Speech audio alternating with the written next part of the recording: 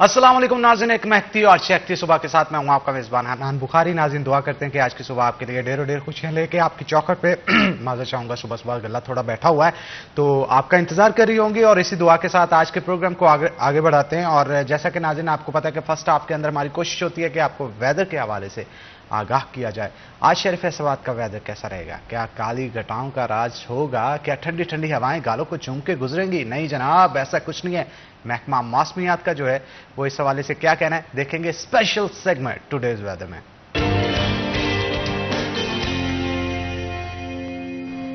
महकमा मौसमियात का नाज़रीन कहना है कि आज ज्यादा से ज्यादा दर्जा रात जो है वो 44 डिग्री सेंटीग्रेड रहने का इम्कान है और कम से कम 31 डिग्री सेंटीग्रेड रहने का इम्कान है। हवा में नमी का तनासुब जो होगा वो नियर अबाउट 56% होगा और इसके साथ साथ हवा 2 नॉट की रफ्तार से चलेगी। गर्मी काफ़ी ज़्यादा बरसने वाली है तो शहरी तैयार हो जाओ। मोटरबाइक्स पे सफ़र करने वाले ज़्यादातर शहरी जो हैं वो 2-3 चीज़ों का लिहाज रखें कि एक तो साफ़ा अपने इर्द गिर्द लपेट के निकलें जब भी निकलें, और अगर लंबा सफ़र कर रहे हैं तो कोशिश करें उसे थोड़ा सा गीला कर लीजिएगा। और हवा में नमी का तनासुब कम है इसलिए आप कोशिश करें कि वाटर बॉटल जो है अपने साथ रखें अपने आप को हाइड्रेट रखने के लिए। और अगर उसमें लीमू और कुछ दीगर मगवियात अगर मिला लिए जाएं तो मेरा ख्याल है उससे आपके इलेक्ट्रोलाइट्स और इम्यूनिटी को भी बूस्ट मिलेगा। इसलिए कोशिश करें कि ज़्यादा से ज़्यादा पानी पिए और अपने आप को हाइड्रेट रखें। बच्चों को लंबे सफ़र बाइक या साइकिल के ऊपर करने से परहेज़ करें। गर्मी बहुत ज़्यादा है, छुट्टियां तो स्कूल की हो गई हैं लेकिन बहुत सारे बच्चे मैं देखता हूं कि इसके बावजूद भी दोपहर की गर्मी में निकले होते हैं। तो अपने आप को बचाएं, अपने आप को ढांप के रखें। अगर कहीं जाना भी है कोशिश करें रात को सफ़र करें। और रात को सफ़र करने का मतलब ये नहीं कि आप बाइक लेके जनाब दूसरे शहरों की तरफ निकल पड़े। तो कोशिश करें कि कम से कम सफ़र करें, गर्मी बहुत ज़्यादा है, अपने आप को जितना बचाएंगे उतना अच्छा होगा।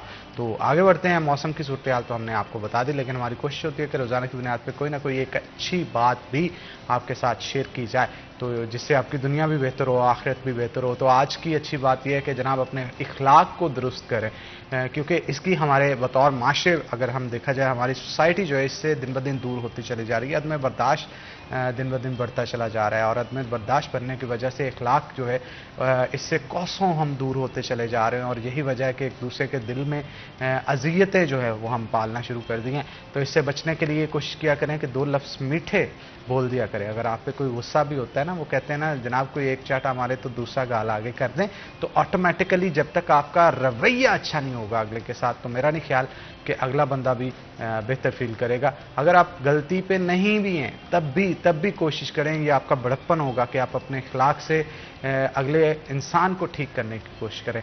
और आगे बढ़ते हैं जनाब। ये तो थी दुनियादारी की बातें लेकिन इसके साथ साथ दुनियादारी की और भी बहुत सारी बातें होती हैं जो कि हमने आपके साथ करनी होती है और उनके लिए स्पेशल गेस्ट भी हमने इनवाइट किए होते हैं। आज हम खास तौर पे बच्चों की करियर काउंसलिंग और इसके साथ साथ जो वुमेन डॉक्टर्स होती हैं, फीमेल डॉक्टर्स होती हैं, उनको क्या मसाइल हैं, क्योंकि देखने में ये आता है जब भी एंट्री टेस्ट होते हैं ना तो ज़्यादा रेशो जो मुझे देखने को मिली है ख़वातीन की होती है जो उसे पास करती हैं, डॉक्टर भी बन जाती है। लेकिन मैं जब भी हॉस्पिटल गया ना मुझे मेल डॉक्टर्स ज़्यादा नज़र आए। अब इसके पीछे क्या वजह है, क्यों ख़वातीन जो हैं वो अपने कैरियर को परसू नहीं आगे कर पाती या क्या वजूहात बनती हैं कि वो प्रैक्टिस की तरफ नहीं आती?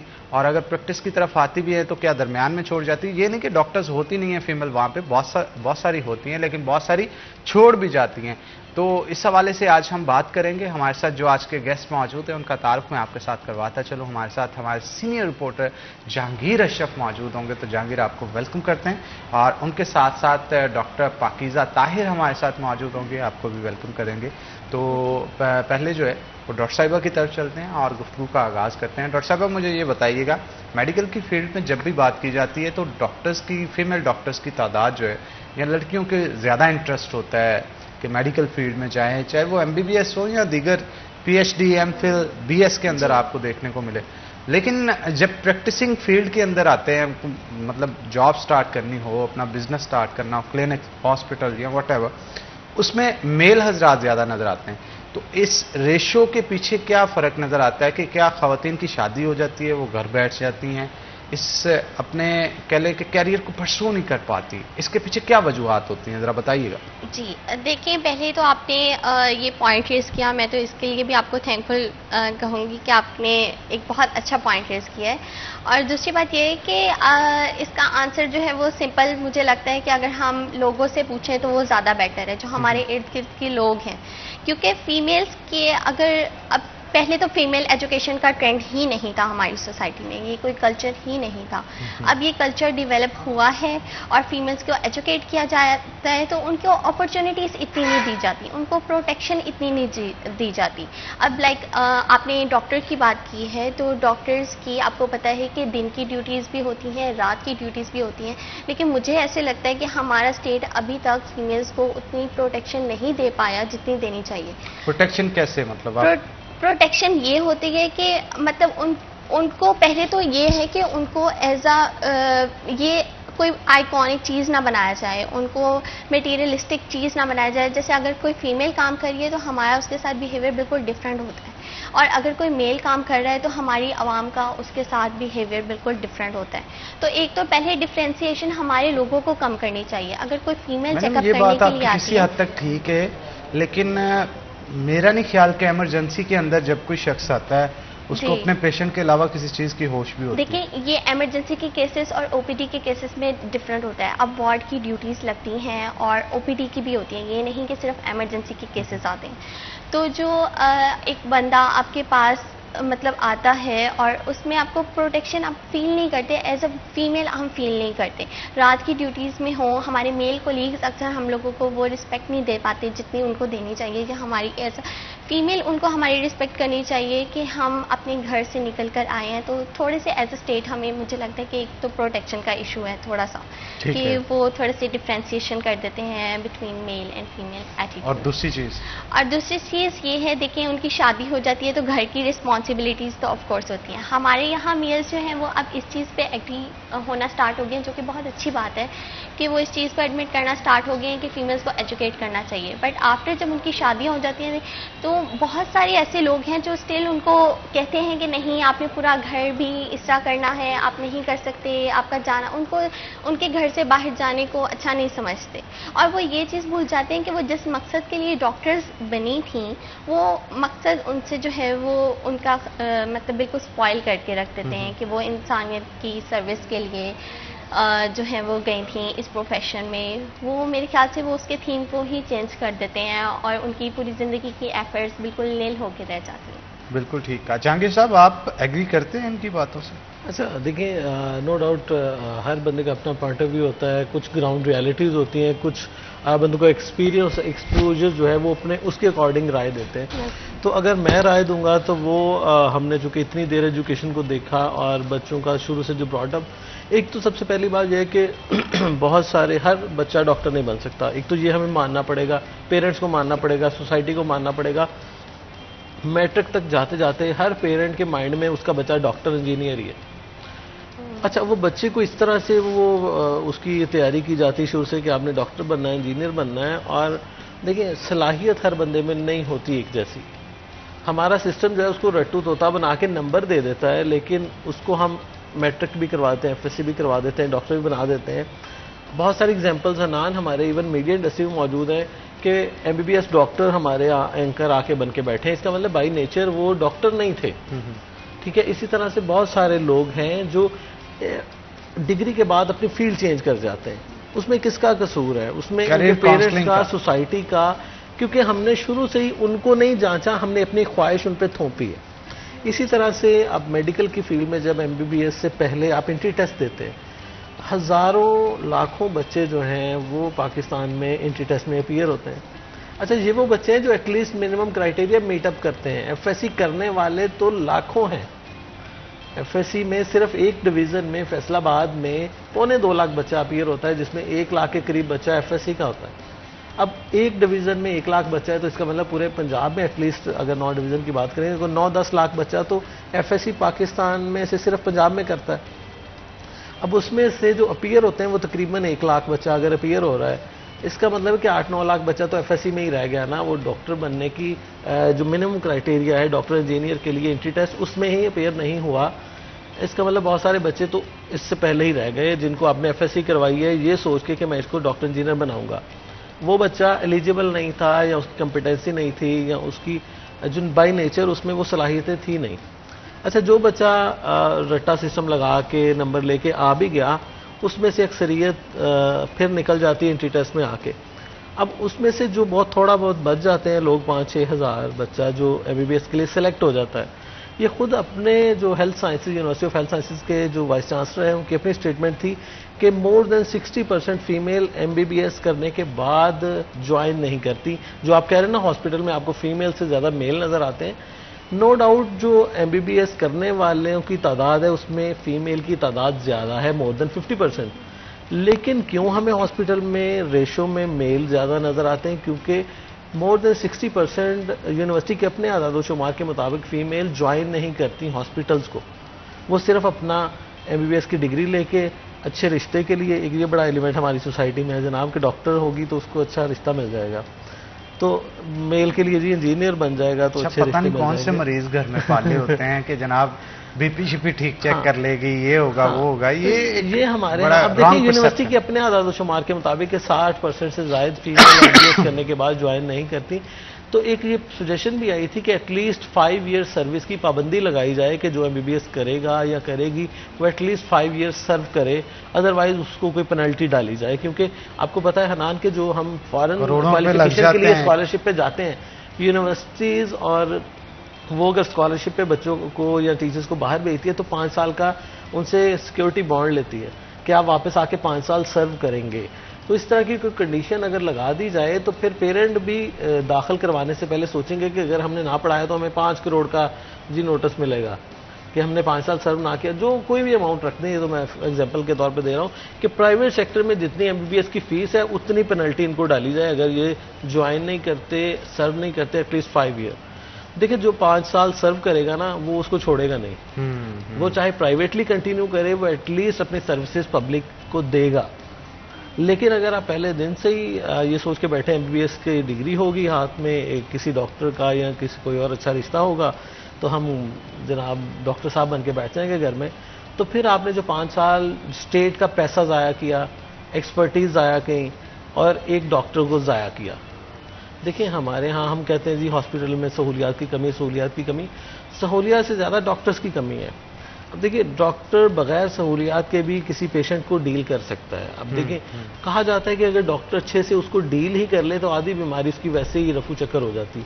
लेकिन हमारे यहाँ क्या होता है नान, जो आपने एक मैंने सबने एक्सपीरियंस किया होगा, जो वाकयात भी होते रहते हैं डॉक्टर्स के साथ, घर वालों के तनाज़ात, लड़ाई झगड़े, वो इसलिए होते हैं कि डॉक्टर भी पैनिक उस वक्त हुआ होता है कि इतना रश, इतना। अब एक बंदा फॉर एग्जांपल जी डॉक्टर है, उसने अगर 60 बंदों को चेक करना है तो आप समझ सकते हैं कितना बर्डन उस पर होगा। अगर डॉक्टर्स की तादाद ज़्यादा हो, यही उसके पास 30 पेशेंट की रेशो आ जाए तो वो उसको तसल्ली से चेक भी कर सकता है। इसमें दोनों तरफ मसाइल मौजूद हैं कि डॉक्टर भी उकता जाते हैं और बिहेव ऐसा करते हैं। हालांकि देखें जो आपके पास पेशेंट आ रहा है उसका क्या कसूर है कि आप अपने पुराने पेशेंट का गुस्सा या इस दबाव का, इस प्रेशर का गुस्सा उस पेशेंट पे निकाल रहे हैं। जो पहले बेचारा मरीज है उसको आप जहनी अजियत और देंगे तो रिएक्शन तो आएंगे। तो हमारे यहाँ हॉस्पिटल्स में जो हमने सुना देखा है कि वाकयात होते हैं लड़ाई झगड़े के, वो इसीलिए होते हैं कि मरीज तो बेचारा पहले ही परेशानी के आलम में है, उसको अगर डॉक्टर की तरफ से अच्छा रिस्पॉन्स नहीं मिल रहा तो फिर उसका एग्रेशन भी बढ़ेगा और उसकी जो मर्ज है वो भी बढ़ेगी। तो इसलिए बहुत सारी आपने भी देखा होगा, हमने भी देखा सुना, खबरें भी आती हैं कि डॉक्टर की गफलत के बायस बंदा जान से जाता रहा या डॉक्टर ने उसको वेल इन टाइम उसको डील नहीं किया तो मसला ज़्यादा बढ़ गया। तो मसाइल दोनों तरफ हैं, तो इसमें गवर्नमेंट को, सोसाइटी को, सबको अपना अपना रोल प्ले करना चाहिए। बिल्कुल ठीक कहा आपने। लेकिन यहाँ मैं आपसे रिक्वेस्ट करूँगी कि मैं इनकी बात से एग्री करती हूँ, लेकिन हम एज अ पेशेंट और एज अ पब्लिक सिर्फ ये सोच रहे हैं। एक साइड होती है जो कि पब्लिक साइड होती है और एक साइड होती है जो आप बीइंग अ डॉक्टर जो है वो आप कंसिडर कर रहे होते हो, क्योंकि उन्होंने अब as a public point of view दिया है तो यहाँ मैं as a doctor point of view भी देना चाहती हूँ अपना, कि देखिए हम हॉस्पिटल्स को इतना ओवरबर्डन कर देते हैं, जैसे कि इन्होंने भी कहा कि सीट्स आवर्स लिमिटेड हैं, डॉक्टर्स की ड्यूटी। अब आप खुद बताएं, अगर एक डॉक्टर 36 आवर्स की उसकी ड्यूटी है, वो काम कर रहा है, उसके पास पेशेंट लोड इतना ज़्यादा है, तो क्या वो, अब वो भी इंसान है, वो कोई फरिश्ता तो नहीं है या वो कोई मशीन तो नहीं है, वो भी ओवरबर्डन हो जाता है। नहीं, आप खुद एक मतलब किसी भी और फील्ड में आप देख लें, ठीक है, अगर आफ्टर सर्टेन आवर्स इंसानी एबिलिटी जो है वो कम होना, रिड्यूस होना हो जाती है और उसकी एफिशिएंसी इस कदर नहीं रहती जैसे कि वो start of the working hours में रहती है। तो अल्टीमेटली डॉक्टर्स भी इंसान होते हैं, प्लीज़ उनको इंसानों वाला ट्रीटमेंट दें और उनके ड्यूटी आवर्स को हमारी स्टेट को या गवर्नमेंट को चाहिए कि उनको भी इंसानों वाला ट्रीटमेंट देके उनके भी थोड़े से ड्यूटी आवर्स और इन चीज़ों को मिनिमाइज किया जाए, उनको भी ओवरबर्डन ना इतना किया जाए। वो तो ठीक है डॉक्टर साहिबा, लेकिन मेरा सवाल यहाँ पे ये सारी चीज़ें ज्वाइनिंग से पहले आप लोगों को पता होती हैं, ठीक है, फिर भी इस एटमॉस्फेयर को देखते हुए अगर आप लोग आते हैं तो आप मेंटली रेडी होते हैं कि जनाब इस चीज़ को, हाँ मैं ये नहीं कह रहा कि आपका सवाल जो है वो गलत है या जो आपने एक्सप्लेनेशन वो बिल्कुल ठीक है, 100% ठीक है, बट स्टिल कुछ सर्कमस्टांसेस होते हैं जो कि देखते हुए हमको चलना पड़ता है। तो हमारी कंट्री के जो सर्कमस्टांसेस हैं, जो सूरत हाल हमारी हॉस्पिटल्स की है, उसके मुताबिक आप लोग चलने के लिए रेडी तो होते हैं ना मेंटली तौर पे? देखिए, हमें रेडी किया जाता है फॉर एग्जांपल 10 पेशेंट्स के लिए। हमें ऐसे नहीं सिखाया जाता कि एक भीड़ में सारी आवाम आ रही है, आपने उसको 2 मिनट में एकदम से चेक करके आपने उनको फारिग कर देना है। ऐसे तो कोई भी डॉक्टर नहीं पेशेंट को प्रॉपर्ली देख सकता। जब आप डॉक्टर एज अ डॉक्टर आप पेशेंट को देखते हो, आपने उसकी हिस्ट्री लेनी होती है, आपने हर पेशेंट वेरी करता है, आप का ये पर्सपेक्टिव नहीं होता कि वो कोई मशीन है या वो रोबोट है जो ऑटोमेटिकली 1 मिनट में डायग्नोज कर दे। उसने उसका पूरा फिजिकल एग्जामिनेशन करना है, उसकी हिस्ट्री लेनी है, फिर उस पेशेंट की पर्टिकुलर उसकी क्या मतलब हिस्ट्री है जो कि उसकी सिर्फ पर्सनल है। हो सकता है उसको कोई एलर्जीज हो या कोई इस तरह करके प्रॉब्लम्स हो, उसने वो सारा कुछ डायग्नोज करना है और उसमें कम से कम कुछ मिनट्स लगते हैं, उसका दिमाग लगता है। तो अगर आप 10 लोगों की जगह जो कि वो एफिशिएंटली देख सकता है, अगर आप 50 लोगों को ऐड ऑन कर देंगे तो आप खुद बताएं कि एफिशिएंसी हमारी इंक्रीज होगी या डिक्रीज होगी। बिल्कुल आपने ठीक कहा। इसका हल क्या लगता है आपको? मुझे लगता है कि नंबर ऑफ सीट्स इंक्रीज करनी चाहिए, नंबर ऑफ सीट्स गवर्नमेंट को इंक्रीज करनी चाहिए। और दूसरा, अब एक और इससे पॉइंट रेज होता है कि अब जैसे मेरी फ्रेंड्स हैं, अक्सर हैं जो इधर प्रैक्टिस कर रही हैं, इतनी वो गोल्ड मेडलिस्ट रही हैं, वो यूनिवर्सिटी की हमारी टॉपर्स रही हैं, स्टिल उनको जॉब्स नहीं मिल रही। उनको क्यों जॉब्स नहीं मिल रही? और जो वो वाले बच्चे हैं जिनके जो बहुत रिच हैं या जिनकी फैमिली सपोर्ट करती हैं, उनको सिफारिशों के बेस पे उनको जॉब दे रहे हैं। तो ये क्या नाइंसाफ़ी नहीं है? अब वो नंबर ऑफ सीट्स पे वो जहाँ के वो अच्छे कैपेबल डॉक्टर्स को रख सकते थे, उन्होंने नहीं रखा।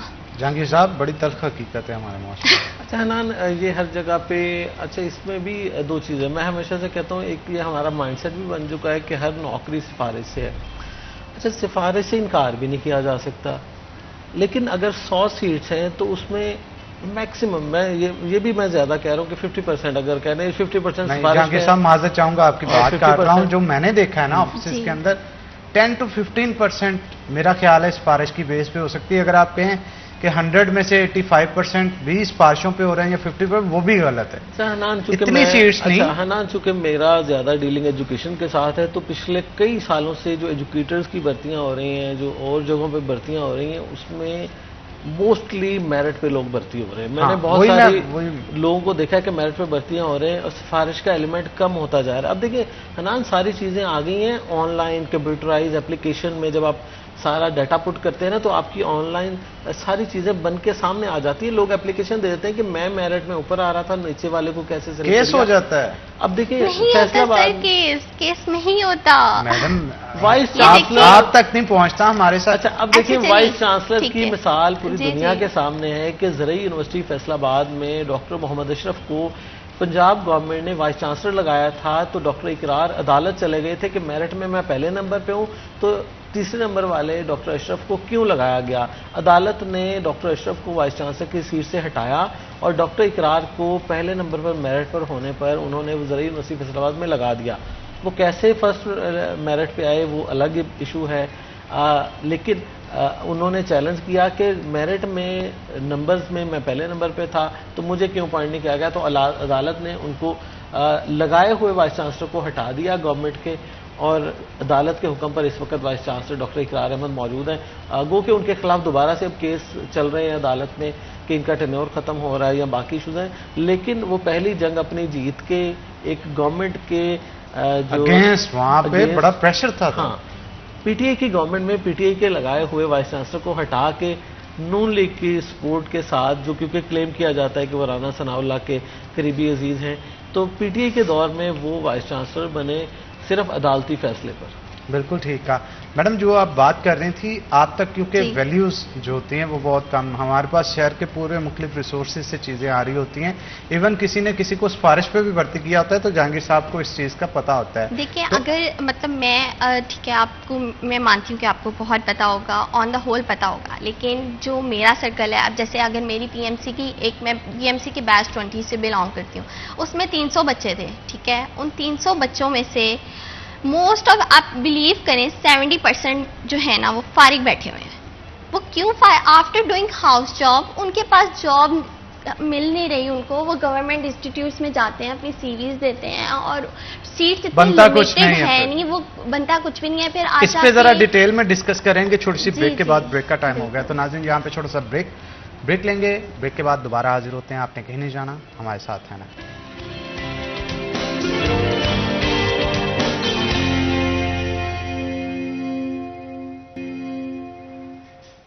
वेलकम बैक नाज़रीन। ब्रेक के बाद खुश आमदीद। हमारे साथ डॉक्टर पाकीज़ा मौजूद हैं, मज़ीद गुफ्तगू उनके साथ करते हैं। डॉक्टर साहब, आप जो ब्रेक से पहले कह रही थी, मैं चाहता हूँ वहीं से कंटिन्यू करें। ठीक है, तो मैं इस चीज़ पे ही, हम लोग बोल रहे थे कि सिफारिशों का सिस्टम है, जो एक मेरिट पे बच्चा आता है उसको सीट नहीं दी जाती और सिफारिश की बेस पे जो है वो दी जाती है। दूसरा, मैं एक पॉइंट रेस करना चाहूँगी गवर्नमेंट और प्राइवेट मेडिकल कॉलेजेस के इंस्टीट्यूट के डिफरेंस के दरमियान। पहले ऐसे होता था कि हमारा medical system, health care all over the world बहुत क्रेडिबल था। इवन इन यूएस अगर कोई बंदा आफ्टर डूइंग एमबीबीएस और ये सारे इधर से पढ़ के जाता था तो उसको माना जाता था कि चलो किंग एडवर्ड का ग्रेजुएट है, पीएमसी का ग्रेजुएट है, उसकी क्रेडिबिलिटी थी। लेकिन अब ऐसा है क्योंकि प्राइवेट मेडिकल सिस्टम का इन लोगों ने ये सारा सिस्टम बहुत ज़्यादा इंट्रोड्यूस कर दिया हमारे इस पूरे कल्चर में कि वो इतना आगे कि हमारी उसकी वजह से हमारा मेरिट गिर रहा है, वो हमारी क्रेडिबिलिटी हमारी जो है वो गिरना स्टार्ट हो गई है, वो लूज हो रही है डॉक्टर्स की। अब ऐसा है कि अब देखें, आप गवर्नमेंट के, आप मेडिकल कॉलेज में जाना आसान काम नहीं होता, उसका मेरिट ही इतना ज़्यादा हाई होता है कि आम कोई बच्चा विदाउट मेहनत और या इस तरह करके वो जा नहीं सकता, वो पैसों के बल पे नहीं जा सकता। उसका एक सर्टेन क्राइटेरिया है, एक सर्टेन मेरिट है जो कि आपको फुलफिल करना है तो आपका एडमिशन होगा, अदरवाइज नहीं होगा। लेकिन प्राइवेट, अब क्योंकि इतने मेडिकल कॉलेजेस आ गए हैं तो उसकी वजह से हमारा मेरिट भी गिरे जा रहा है। उसकी वजह से ये नुकसान हो रहा है कि अब जो प्राइवेट हैं वो सिर्फ, आपको पता है प्राइवेट मेडिकल कॉलेजेस की फ़ीस कितनी है? जो गवर्नमेंट हम मेडिकल कॉलेजेस हमें पढ़ाती है, हम, मेरा ख्याल से मेरी जो है वो फ़ीस पूरे साल की सिर्फ 20,000 और 30,000 थी, और प्राइवेट जो है वो जो ये लेते हैं वो ऑलमोस्ट कोई 20 to 30 lakhs पर ईयर इनका ये बनता है। तो इस वजह से अब जो बच्चे अफोर्ड करते हैं वो प्राइवेट करे जा रहे हैं, प्राइवेट मेडिकल कॉलेज में। बेशक उनके नंबर नहीं आते, बेशक उनकी जो है वो हाई अचीवमेंट्स नहीं है या वो इतनी मेहनत नहीं करते, वो सिर्फ पैसे के बल पे वो प्राइवेट मेडिकल कॉलेजेस से पढ़ के जो है वो भी मतलब इस सारे मेडिकल सिस्टम में आए जा रहे हैं। अब उनको डिफ्रेंशिएट करने का कोई तरीका नहीं है कि आप गवर्नमेंट मेडिकल कॉलेज के ग्रेजुएट को और प्राइवेट मेडिकल कॉलेज के ग्रेजुएट को आप कैसे डिफ्रेंशिएट करोगे? अब दोनों में ज़मीन आसमान का तो फ़र्क है कि एक बच्चा अपनी मेहनत से आया है और एक बच्चा सिर्फ पैसों के बल पे आया है। तो उसकी वजह से हमारा ओवरऑल हेल्थ केयर सिस्टम भी जो है वो भी अपनी जो है वो जितनी भी एफिशिएंसी थी या उसकी क्रेडिबिलिटी थी वो भी हमारी लूज हो रही है। अच्छा, ये जो प्राइवेट्स के लिए भी टेस्ट लेते हैं जी, वो भी गवर्नमेंट ही लेती है? लेकिन वो अब जो है वो लूज कर दिया ना उन्होंने। पहले एनएलई का सिस्टम रखा था, एनएलई जो है वो अब खत्म हो चुका है, तो उनको टेस्ट करने का कोई और तरीका नहीं है, ठीक है। और दूसरी बात ये कि जो प्राइवेट का है, उनके प्राइवेट मेडिकल कॉलेजेस के जो एग्रीगेट बनते हैं वो एग्रीगेट बहुत ज़्यादा कम कर देते हैं। हर प्राइवेट मेडिकल कॉलेज का एक अपना ही एग्रीगेट है कि इतने सर्टन बच्चे, जैसे 70% आप कह लें, 70% बच्चे स्कोर अगर ले लिया किसी बच्चे ने तो वो भी चले एडमिशन ले सकता है। और आपको पता है कि अब गवर्नमेंट मेडिकल कॉलेजेस का क्या जो है वो एग्रीगेट है और वो उनका है 90% पे क्लोज हो रहा है, और केई का है 92, 93 पे। अब वो मतलब इस पे है, और देखें क्लोजिंग एग्रीगेट जो है वो 90% है डीजी खान का। तो इतना ज़्यादा डिफरेंस है कि एक बच्चा इतनी मेहनत से आ रहा है, एक जो है वो सिर्फ पैसों के बल पे जो है वो आई जा रहा है, जिसकी वजह से मेडिकल की वो सारी प्रोफिशिएंसी जो है वो ख़राब हो रही है। बिल्कुल ठीक कहा जहांगीर साहब। ये जैसे अब स्कूल्स हर गली में नजर आते हैं, ये आइंदा आने वाले दिनों में मेरा ख्याल है मेडिकल डॉक्टर्स भी फिर ऐसे ही होंगी सूरत हाल। अच्छा ना, नो डाउट एजुकेशन में जो मेडिकल एजुकेशन है ये सबसे बड़ा बिजनेस है। मतलब चूंकि एजुकेशन भी बिजनेस है तो उसमें मेडिकल सबसे बड़ा बिजनेस है। तो जिस जिस बंदे ने मेडिकल कॉलेज ले लिया वो समझते हैं कि वो अपनी सारी मिलें भूल जाता है। अच्छा। हाँ, मतलब फैसलाबाद में जैसे आप बात करें कि किसान वालों ने जब लिया मेडिकल का, सितारा वालों के पास मेडिकल का है, इंडिपेंडेंट, तो जो जो ग्रुप इसमें आ रहा है मेडिकल में वो अपनी फैक्ट्रियों को बोलते जा रहे हैं। वो कह रहे हैं कमाई तो इसी में, जैसे मतलब पाकिजा बात करिए कि 20 लाख से ज्यादा फीस एक साल की किसी और डिग्री में है, बताएं आप मुझे। तो एमबीबीएस की, और अगर आपने 100 बच्चा सिक्योर किया हुआ है तो अच्छा अब अंदाजा करें कि इसकी जो इनकम है उसके अलावा, अच्छा ये है वो फीस जो जाहिरी है, इसके अलावा डोनेशंस के नाम पर, और जी आप हॉस्पिटल को कोई चैरिटी दें, कोई वो दें, उसकी मद में तो 1-1 करोड़ रुपया भी एक सीट के लिए ले लिया जाता है।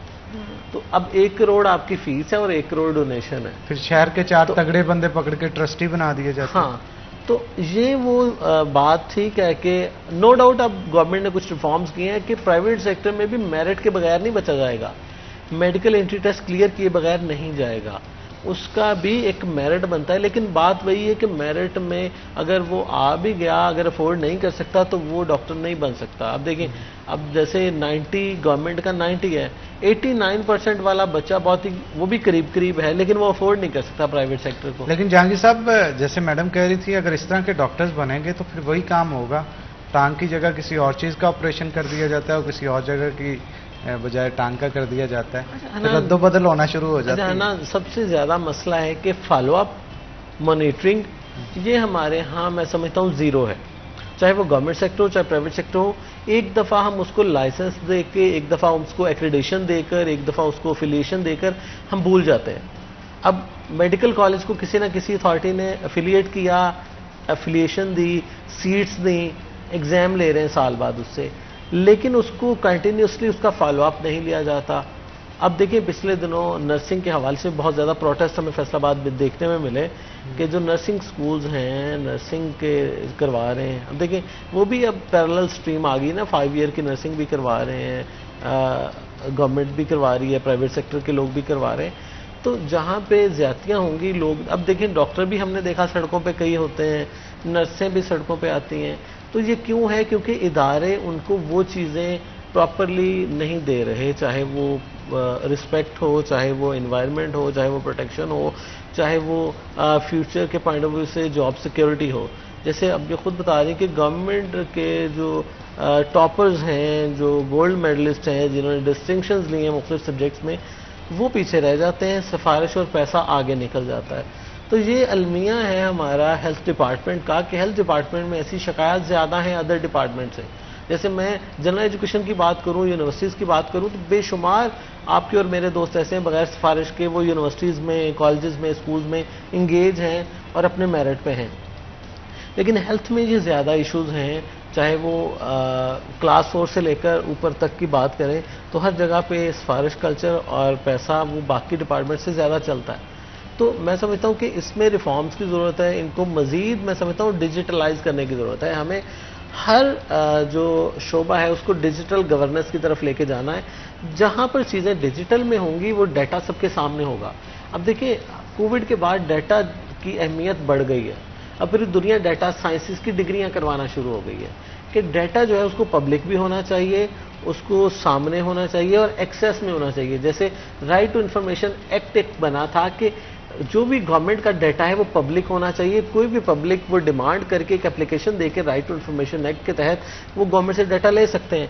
लेकिन हेल्थ डिपार्टमेंट में अगर आप एक एप्लीकेशन लिखें या मैं लिखूँ ना कि मुझे राइट टू इंफॉर्मेशन एक्ट के तहत अब तक जितने डॉक्टर्स भर्ती हुए हैं, तो आपको सिफारिशें पढ़ना शुरू हो जाएंगी, आपको पैसों की ऑफर शुरू हो जाएंगी, क्योंकि गवर्नमेंट डाटा पब्लिक नहीं करना चाहती, गवर्नमेंट डाटा छुपाती है। तो चीज़ों को डिजिटलाइज करना चाहिए, सारी चीज़ें ट्रांसपेरेंट होनी चाहिए और गवर्नमेंट का अपना कानून है राइट टू इंफॉर्मेशन एक्ट कि आप चीज़ों को पब्लिक करें। तो जहाँ जहाँ 2 नंबरियाँ होती हैं वो चीज़ों को पब्लिक नहीं करते, छुपा के रखते हैं, और वहाँ पे मेरिट का भी सत्यानाश होता है, और वहाँ पे जो पर्सन्स के जो हकूक़ हैं वो भी सल्ब होते हैं, और जो मेरिट पर आ रहे हैं लोग वो बेचारे देखते रह जाते हैं, और सिफारिश वाले और पैसे वाले आगे निकल जाते हैं। तो ये तल्ख हक़ाइक़ हैं जिसके लिए गवर्नमेंट को थोड़ा सा सीरियस होना चाहिए, और इसमें मैं समझता हूँ कि डिजिटल गवर्नेंस जो है ना वो हर शोबे की सबसे उसका सही हल यही है कि चीज़ों को पब्लिक करें, डिजिटलाइज करें, और डाटा पब्लिकली अवेलेबल हो सारा। डॉक्टर्स मुत्तहिद क्यों नहीं होते? मैं यहाँ पे ये आपसे सवाल करना चाहता हूँ। काली भेड़ें जहाँ पे भी मौजूद होती हैं उनको निकालें, वाईडीए की आप लें, खिदमात लें। वाईडीए कोशिश बहुत ज़्यादा करता है, और हम उनको of course as a young doctor हम लोग जो है, मुझे लगता है कि मेन जो है हमें वाईडीए की सपोर्ट करते हैं, और हम आवाज़ भी बहुत ज़्यादा उठाते हैं, एहतजाज भी इसीलिए करते हैं, ओपीडीज भी कभी कभी इसीलिए गुस्से में बंद हो जाती हैं।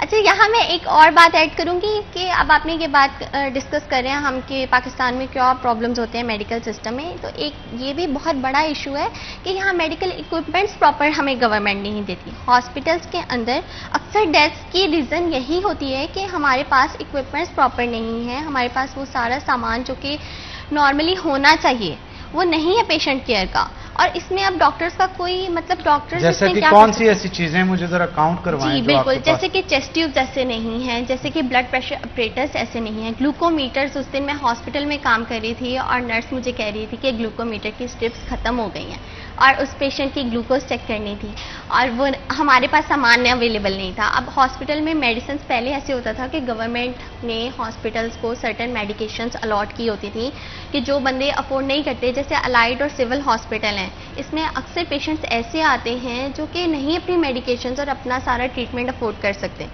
लेकिन और गवर्नमेंट जब ऐसा कुछ होता है तो आप एमएस या वाइस चांसलर साहब को इस चीज का रिपोर्ट करते हैं? हम करते हैं, वो कहते हैं कि पीछे से नहीं आ रही, पीछे से बंद है। अब ये नहीं पता कि वो पीछे कौन सी जगह है एक्चुअली जो कि सप्लाई करती है जहां से बंद है। चले, मैं तो डॉक्टर जफर साहब को ये वीडियो जरूर भेजूंगा, क्योंकि जब भी वो यहाँ पे आते हैं उनकी तरफ से ये बताया जाता है कितने किस्म की अद्वियात हैं जो कि वहाँ पे मौजूद हैं। अब पहले ऐसे होता था कि फार्मेसी में काफ़ी मेडिसिन होती थी और हम पेशेंट्स को वो मेडिसिन लिख देते थे, और वो क्योंकि उनको फ्री ऑफ कॉस्ट पड़ती हैं तो वो ले लेते थे वो मेडिसिन। लेकिन अब ऐसा है कि मेडिसिन की इतनी शॉर्टेज कर दी है कि अक्सर पेशेंट्स आते हैं, वो कहते हैं कि मैम हम नहीं अफोर्ड करते, या डॉक्टर साहबा हम नहीं ले सकते बाहर से, तो आप हमें कोई ऐसी मेडिसिन लिख के दें जो हमें बस हॉस्पिटल के अंदर से मिल जाए, और हॉस्पिटल के अंदर वो मेडिसिन नहीं होती। तो ऑल्टरनेट में फिर वो डॉक्टर्स को प्रॉब्लम होती है कि वो ऑल्टरनेट में ऐसी कौन सी मेडिसिन लिख के दें जो कि पेशेंट के ऊपर बर्डन भी ना आए और उससे उसका ट्रीटमेंट भी हो जाए। बिल्कुल, इस पे मजीद गुफ्तगू करेंगे, लेकिन एक छोटी सी ब्रेक के बाद दोबारा हाजिर होते हैं। आपने कहीं नहीं जाना, हमारे साथ रहना है।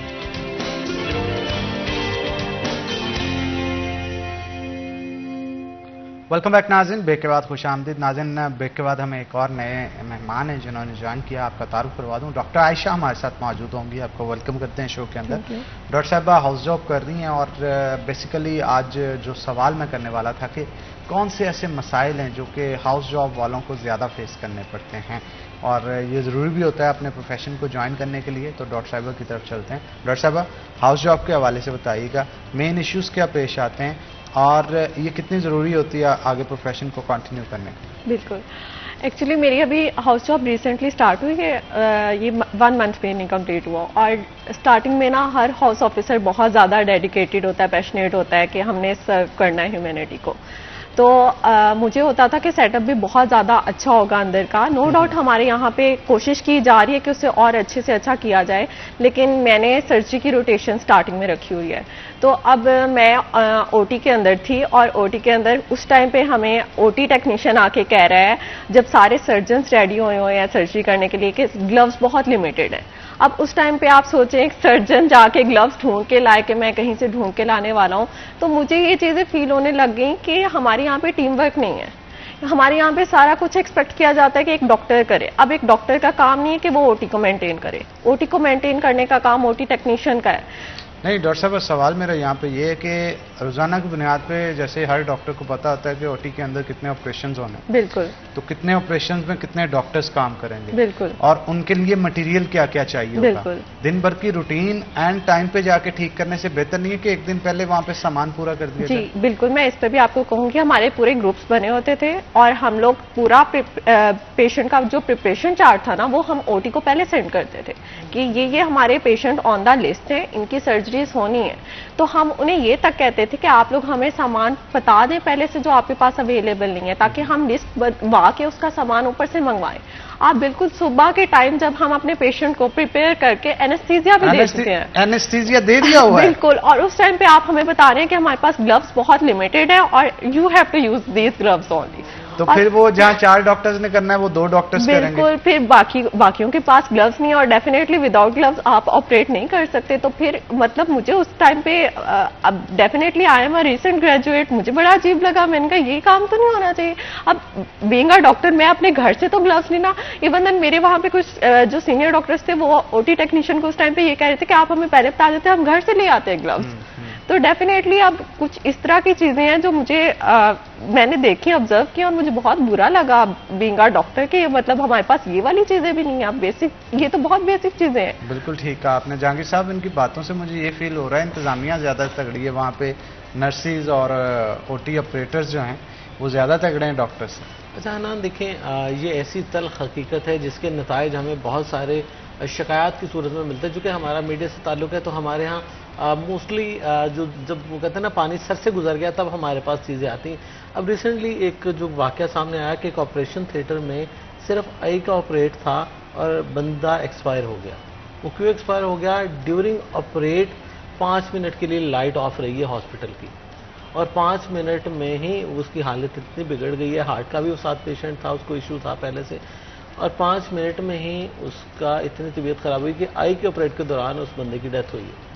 तो अंदाज़ा करें कि हमारे यहाँ कितना इस चीज़ को सीरियस नहीं लिया जाता। एक जान जो है वो चली जाती है। अगर ऑपरेट के दौरान जैसे एनेस्थीसिया उसको दे दिया है, उसके बाद पता चले कि हमारे पास इक्विपमेंट पूरा नहीं है, चीज़ें पूरा नहीं है, तो फिर वो क्या फ़ायदा आपका। और इसी वजह से हमारे यहाँ जो कॉम्प्लिकेशंस जो हैं वो सामने आती हैं आफ्टर ऑपरेट के बाद में पता चलता है ये गलती हो गई, ये गलती हो गई, ये गलती हो गई और उसका नुकसान ये हुआ। अब बाज़-औक़ात लोग एक तो जान से जाते हैं लोग, जिस तरह का मैंने बताया कि अभी रिसेंटली एक प्राइवेट हॉस्पिटल में ये वाक़या हुआ है कि आई का ऑपरेट था और उस बंदे को अपनी जान से हाथ धोना पड़े क्योंकि डॉक्टर साहब जो हैं वो उनको या हॉस्पिटल मैनेजमेंट को। अब देखिए ऑपरेशन थिएटर में 5 मिनट लाइट ऑफ रहना कितना बड़ा जुर्म है। मैं तो कहता हूँ कि ऐसे हॉस्पिटल को सील कर देना चाहिए कि आपके ऑपरेशन थिएटर में बैकअप ही नहीं है, आपको पता ही नहीं कि ऑपरेट चल रहा है 5, अगर फॉर एग्जांपल ये आई के ऑपरेट में डेथ हो गई है, अगर हार्ट का ऑपरेट चल रहा हो तो फिर क्या बनेगा हमारे, मतलब वहाँ भी ऐसी चीज़ें सामने आएंगी। तो हमारे यहाँ ऐसी चीज़ें जहाँ पे इंसान की पूरी ज़िंदगी दाव पे लगी होती है, उन चीज़ों पे तो एटलीस्ट फोकस करें ना। बिल्कुल, ये कहा जाता है हमारे पास सहूलियत नहीं है। हाँ। तो अगर सहूलियत नहीं है आप हॉस्पिटल बना ही क्यों रहे हैं? या तो बनाएं तब जब। अब देखिए हनान, एक आम किसी वार्ड की बात और है, वहां पे आप थोड़ा सा वेट कर सकते हैं, लेकिन ऑपरेशन थिएटर में वेट करना तो इंसान की जान गंवाने के बराबर है कि आप उसकी जान जाया कर देंगे। एटलीस्ट ऑपरेशन थिएटर जो है उसके इक्विपमेंट, उसकी सहूलियात, उसका बैकअप आपका कंप्लीट होना चाहिए। वो तो एक दिन भी सब्र कर सकता है, मतलब आउटडोर वाला एक दिन भी वेट कर सकता है, लेकिन वो 1 मिनट भी एक कोताही हो जाए ऑपरेशन थिएटर में तो बंदे की जान जा सकती है और जाती है जाने। और अब बेचारा जो अवाम है, वो जो पेशेंट है, वो लवाहिकीन है, उनको पता ही नहीं होता कि डॉक्टर की गफलत की वजह से बंदा मरा है। तो लोग भी कहते हैं अल्लाह की आई। अच्छा, मैं एक और बात करना चाहूँगी। मैं फाइनल ईयर के दौरान भी आपको वार्ड्स अटेंड करने होते हैं, तो मेरा गायनी में जो एक्सपीरियंस गुजरा ना, उसमें भी मुझे फील हुआ कि हमारे यहाँ पे टीम वर्क बहुत इतना ज़्यादा लैग करता है कि अब आप देखें कि हमारे यहाँ पे मैटरनल मॉर्टेलिटी रेट अभी तक बहुत ज़्यादा है। मतलब इतनी ज़्यादा डेवलपमेंट हो चुकी है हर चीज़ में, लेकिन स्टिल बहुत ज़्यादा है। तो मैंने एक केस देखा, वो बहुत क्रिटिकल था। तो उस अब गायनी के वार्ड में ना मदर के साथ साथ बेबी की हेल्थ भी कंसर्न होती है और ये काम सिर्फ डॉक्टर का नहीं है। डेफिनेटली ये मैं कहती हूँ कि सर्जरी ने एक टीम वर्क है, उसमें ओटी टेक्नीशियन से लेकर एनेस्थीसिया वाले बंदे से लेकर जो नर्स हैं, साथ में जो आपाएं हैं जो हेल्प करती हैं, सबका काम होता है कि वो थोड़ा अलर्ट रहें, ज़्यादा एक्टिव रहें। अब वो मैम ने ऑपरेट किया जब, तो उसके बाद वो ऑक्सीजन पंप नहीं था, वो बच्चे को देना था, एंड मैम कह रही है कि वो कहाँ पे है, तो वो ओटी टेक्नीशियन आगे से कह रहे हैं कि मॉर्निंग वालों का काम है चीज़ें पूरी करना, तो ये हमारा काम नहीं है। मतलब आप लॉजिक्स भी आगे से इस तरह की दे रहे हो, मतलब फिर लोग कहते हैं डॉक्टर्स जो हैं वो ठीक से आपको डील नहीं करते। भाई ये काम सिर्फ डॉक्टर्स का नहीं है, बाकी लोगों को भी, अगर आप एनेस्थीसिया में घुसे हो या आप ओटी टेक्नीशियन बने हो, आपको भी अपनी रिस्पॉन्सिबिलिटीज। इन सबको हैंडल कौन करता है? एमएस करते हैं हॉस्पिटल में? एमएस करते हैं डेफिनेटली, ऊपर वाले आप शिकायत नहीं करते? जाती हैं शिकायतें भी, इनकी वार्निंग्स में मिलती हैं, लेकिन कुछ लोग होते हैं जो ओवरऑल ही थोड़े से ढीठ होते हैं कि नहीं भाई हमें फर्क नहीं आप पड़ता। एक बार, दो बार, तीन बार, चौथी बार जब लेके जाओगे तो मेरा ख्याल है कोई ना कोई रिएक्शन तो आएगा उधर से। बिल्कुल। तो आप उनसे कंसर्न रहा करें, उनके साथ इन कांटेक्ट रहा करें। जंग साहब, कोई भी अदारा ऐसा तो नहीं होता कि जितनी मर्जी शिकायत की जाए उस पर अमल ही ना हो? अच्छा हनान, ऐसा होता है कि हमारे यहाँ शिकायत करने वाले थक जाते हैं। मतलब ये एक तल्ख हकीकत ये भी है कि आप एक दफ़ा कंप्लेन करेंगे और उस पर एक्शन नहीं होगा तो आप सेकंड टाइम कहेंगे यार छोड़ो, इस पे खिलाफ कुछ होना ही नहीं है। ये अलमिया ऐसा बन चुका है कि इनसे वो कहते हैं ना हलाशेरी मिलती है उन लोगों को जो कि काम खराब करते हैं, और हमें उन लोगों की हौसला शिकनी करनी चाहिए, लेकिन हमारे हौसला शिकनी उसकी की जाती है जो दरख्वास्त देता है। वो अपने ही इदारे के खिलाफ दरख्वास्त दे रहे हो, एक तो ये हमारे है कि आप भी इसी इदारे में काम करते हो, आप हमारे इदारे को डैमेज कर रहे हो, उसकी रिपोर्ट खराब कर रहे हो। इवन हम तक कोई एक्सेस करता है तो उसको दबाया जाता है कि आप मीडिया के पास क्यों गए अंदर की बात लेके या अंदर। ये बहुत ही अलमिया है कि कोई रिफॉर्म करना चाहे, कोई सजेशन देना चाहे, कोई बेहतरी की तरफ आना चाहे तो उसी को मोर्द इल्ज़ाम ठहरा दिया जाता है, उसी को तनकीद का निशाना बनाया जाता है, उसी को सनब किया जाता है और उसी पे गरज निकाला जाता है ऑफिसर्स की तरफ से। बिल्कुल आप ठीक कह रहे हैं, ये मसाइल तो ऐसे हैं, इनको फिलफौर जो है वो हल करना चाहिए। आप दोनों का बहुत शुक्रिया, आज के शो में आए, बड़ा ज़बरदस्त सेशन रहा आपके साथ। इसी के साथ नाज़रीन छोटा सा ब्रेक के बाद दोबारा हाजिर होते हैं। आपने कहीं नहीं जाना, हमारे साथ रहना है।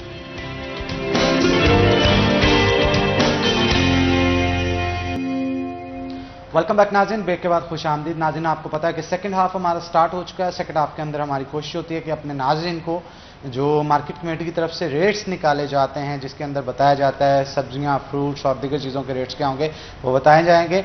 और क्या होंगे आज मार्केट कमेटी के रेट्स, लिस्टें क्या कहती हैं जनाब, देखेंगे आज के भाव में।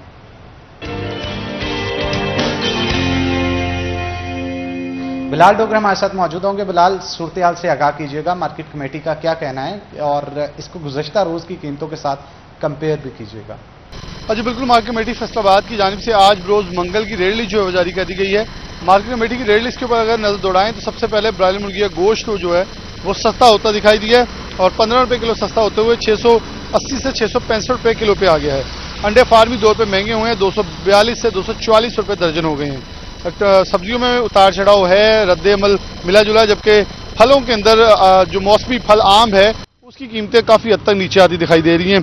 टमाटर 2 रुपये किलो सस्ता हुआ 85 से 48, अदरक थाईलैंड 5 रुपये सस्ता हुआ है 760 से 755, लहसुन देसी सुर्ख 20 रुपये सस्ता हुआ है 350 से 330, लीमू देसी 10 रुपये महंगा हुआ है 175 से 185, फूल गोभी 5 रुपये सस्ती हुई है 130 से 125, घिया तोरी 20 रुपये सस्ती हुई है 80 रुपये से 60 रुपये किलो, टिंडे 10 रुपये सस्ते हुए हैं 120 से 110 रुपये किलो, करेला 15 रुपये महंगा हुआ है 85 रुपये से 100 रुपये किलो, पालक 10 रुपये सस्ती हुई है 55 रुपये से 45 रुपये किलो, सेब काला कुल्लू 330 पे है, सेब सफ़ेद 220 पे है, केला 220 रुपये दर्जन है, खरबूजा 85 रुपये पे है, फालसा 160 पे है, आड़ू 160 पे है, तरबूज 35 रुपये किलो पे है। आम अनवर रोटोल 20 रुपये सस्ता हुआ है 220 से 200 रुपये, आम दुशहरी 10 रुपये सस्ता हुआ है 210 से 200 से 190 रुपये, आम सिंदड़ी 20 रुपये सस्ता हुआ है 170 से 150 रुपये, आम लंगड़ा 10 रुपये सस्ता हुआ है 100 से 90 रुपये, आम मालदा 25 रुपये सस्ता हुआ है 110 से 85 रुपये, आम चौंसा 40 रुपये सस्ता हुआ है 210 से 170 रुपये किलो पे आ गया है। तो आम और गर्मी के अंदर आम को एंजॉय करने वाले लोगों के लिए जो बहुत खुशाइंद आज की रेट लिस्ट है, कीमतें काफ़ी हद तक नीचे आई हैं, लेकिन आम रूटीन में देखें तो कीमतें जो खासतौर पर ब्रायलर मुर्गे गोश्त और अंडे ताहाल अभी भी महंगी हैं और आवाम की पहुँच से दूर नजर आती है, लेकिन सब्जियों में कुछ सब्जियों की कीमतें आवाम की पहुँच में आती देखी जा रही हैं।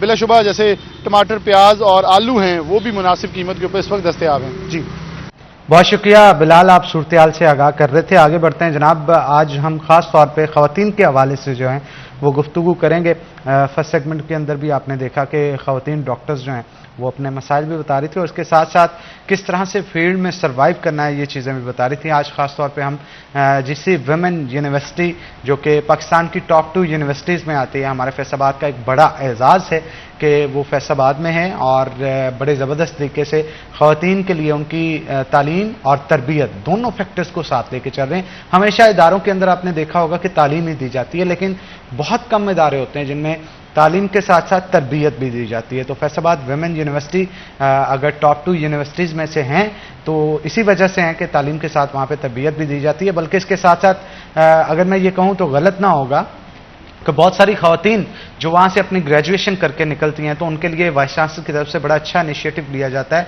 कि मुख्तलिफ कंपनीज़ के साथ MOUs साइन किए जाते हैं उनकी जॉब्स के लिए, एंटरप्रेन्योरशिप के लिए। बहुत सारे ऐसे काम हैं जो कि यूनिवर्सिटी कर रही है। हालांकि ये काम यूनिवर्सिटी के नहीं होते, लेकिन बच्चों के फ्यूचर को सिक्योर करने के लिए बहुत सारे ऐसे काम हैं जो वहाँ पर किए जा रहे हैं।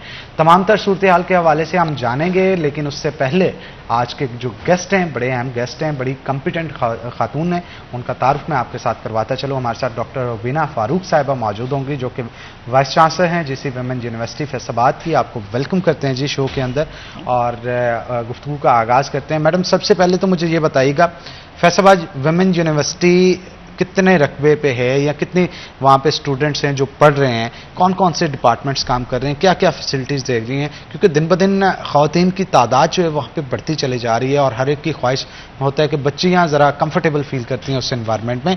इसकी कामयाबी के पीछे राज क्या है वो भी बताइएगा। जी ठीक है, थैंक यू।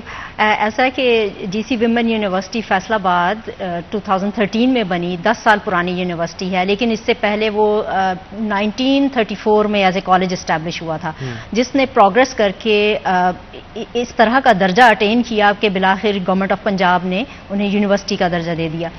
इसकी जो मेन अट्रैक्शन है वो ये है कि ये तमाम वुमेन ऑफ द रीजन, ना सिर्फ पंजाब बल्कि गिलगित बल्तिस्तान, बलोचिस्तान और के स्टूडेंट्स को भी इनवाइट करती है। और से all over the Pakistan students यहाँ पे? नहीं, वो कुछ मेन तो पंजाब के हैं, लेकिन बाकी कुछ जो प्रोविंसेस हैं उनसे गवर्नमेंट के MOU साइन हैं जिसकी वजह से वो हमारे पास आते हैं। तो इस वक्त 14,000 के करीब स्टूडेंट एनरोल है इस यूनिवर्सिटी में। 14,000 ख़वातीन वहाँ पे पढ़ रही हैं? जी बिल्कुल।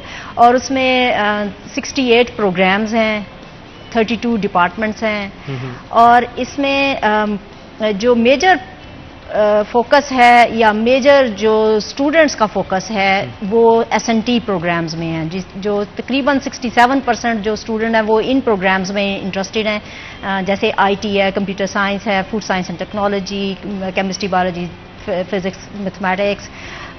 तो हम इसके अलावा कुछ फूड न्यूट्रिशन, बहुत सारे प्रोग्राम्स हो सकता है मैं इस वक्त ना बता सकूं, लेकिन वो स्टूडेंट के फेवरेट प्रोग्राम्स हैं। फिर कुछ प्रोग्राम्स ऐसे हैं जिनको हमने उसका एकेडमिक स्कैनिंग की और हमने देखा कुछ प्रोग्राम्स ऐसे हैं जिसमें स्टूडेंट्स को की एम्प्लॉयबिलिटी कम है, तो फिर उन प्रोग्राम्स को हमने मॉडिफाई किया। फॉर एग्जांपल एक बहुत अच्छा प्रोग्राम हमने मॉडिफाई किया, वो इस्लामिक स्टडीज़ का प्रोग्राम है। उसमें सबसे ज़्यादा स्टूडेंट हमारे उसमें आते हैं, तो उसमें हमने Islamic banking and finance introduce करा दिया, जो कि पूरे पाकिस्तान की विमेन यूनिवर्सिटीज़ में ये पहला प्रोग्राम है जो कि हमने स्टेट बैंक ऑफ पाकिस्तान के साथ मिलकर बनाया। और स्टेट बैंक ऑफ पाकिस्तान उनको एंटरप्रेन्योरशिप भी देता है, उनको ट्रेनिंग भी देता है, लेक्चर्स भी होते हैं, तो it's a very successful program. एक इम्पॉर्टेंट बात यह है कि इतनी छोटी एज में जो यूनिवर्सिटी है इसने अब तक 41 PhDs भी प्रोड्यूस किए हैं डिफरेंट प्रोग्राम्स में। अच्छा। जी, और वो बड़ी और उनकी फौरन वो एम्प्लॉय हो गए हैं, और या पहले से ही एम्प्लॉयड थे कहीं ना कहीं, तो उनकी परफॉर्मेंस और बेहतर हो गई। तो women university, GC women university Faisalabad जो पेरेंट्स हैं और स्टूडेंट्स हैं उनकी फर्स्ट चॉइस बनती जा रही है। उसकी एक बड़ी वजह इसकी इंटरनेशनल रैंकिंग है। तो जो हमने 22 में Times Higher Education Impact ranking में पाकिस्तान में पहली पोजीशन थी इसकी, फिर QS Asia ranking, UI green metrics ranking में ये पाकिस्तान में पहले नंबर पे तमाम विमेन यूनिवर्सिटीज़ में ये डिक्लेयर हुई, बल्कि QS एशिया रैंकिंग में साउथ एशिया में ये 3rd नंबर पे है। तो इट्स अ गुड अचीवमेंट। और मुझे ये बताते हुए बड़ा फ़ख्र महसूस हो रहा है कि हमारी टीम ने इतनी डेडिकेशन और पैशन के साथ काम किया कि अभी इस मंथ हमें इंटरनेशनल ग्रीन गाउन अवार्ड में के फाइनलिस्ट में हम आए हैं। वो पूरे दुनिया की यूनिवर्सिटीज ने उसमें उस कंपटीशन में पार्टिसिपेट किया, उसमें एक हम भी थे। तो हमें 3 डिफरेंट कैटेगरीज में हम फाइनलिस्ट हुए हैं। उनमें से एक इम्पॉर्टेंट है सस्टेनेबिलिटी ऑफ द यूनिवर्सिटीज, कि university is the university financially and academically sustainable और नॉट।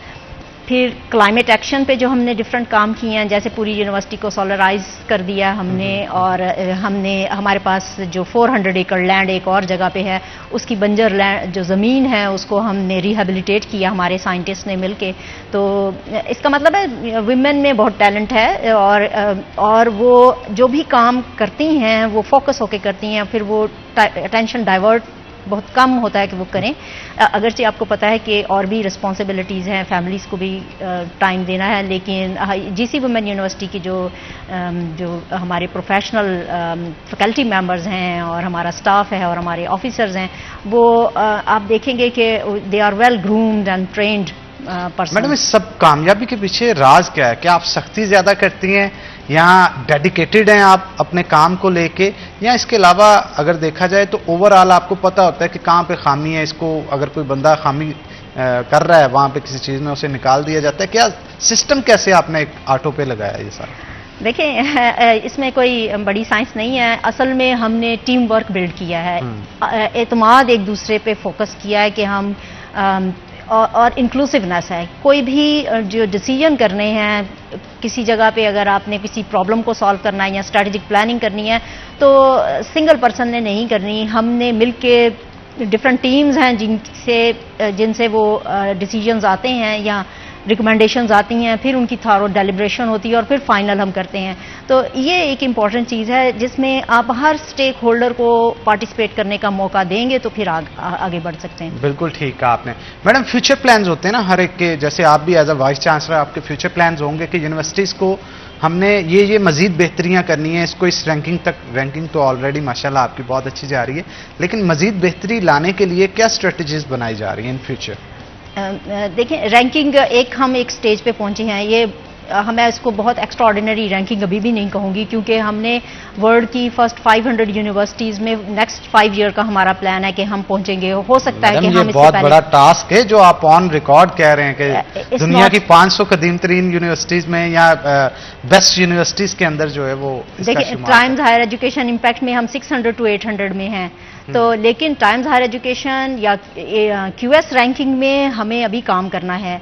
अभी क्यूएस एशिया में हम 450 to 500 में है। इसका मतलब है हमें थोड़ी सी और फोकस करना है अपनी रिसर्च पर, अपनी सोशल आउटरीच पर, टीचिंग मेथोडोलॉजी को और इम्प्रूव करना है।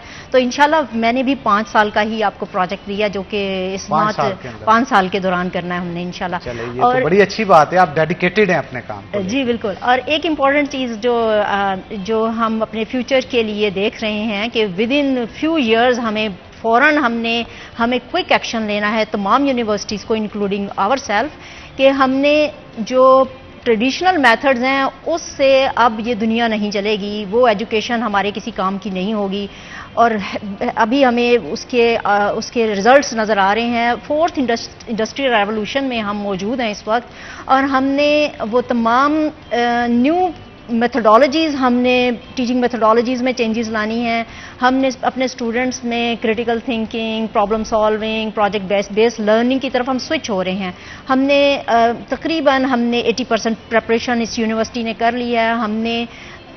हम फ्लिप मोड में टीचिंग को नेक्स्ट टाइम प्रमोट करने वाले हैं, बल्कि हमने उसके कुछ पार्शियल प्रोग्राम्स हमने शुरू भी कर दिए हैं, जिसमें 1-to-1 लर्निंग का पुराना मेथड अब बच्चों के, स्टूडेंट्स के किसी काम का नहीं है। हमने रिकॉर्डेड लेक्चर्स, तमाम दुनिया से जो इम्पोर्टेंट मटेरियल है एक स्पेसिफिक टॉपिक का, वो हमारे स्टूडेंट के फोल्डर में हम डाल रहे हैं, और स्टूडेंट वो सेल्फ लर्निंग करेगा, और उसकी बेस पे उसे हमने सेमेस्टर के शुरू में ही हर टीचर ने उसको प्रोजेक्ट्स दे देने हैं, और अभी हम कुछ प्रोग्राम्स में हमने कर लिया है उसको।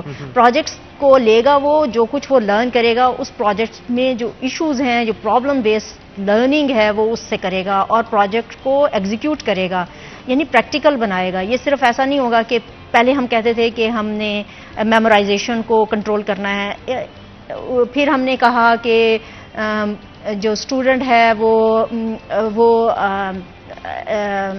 क्रिटिकली सोचे।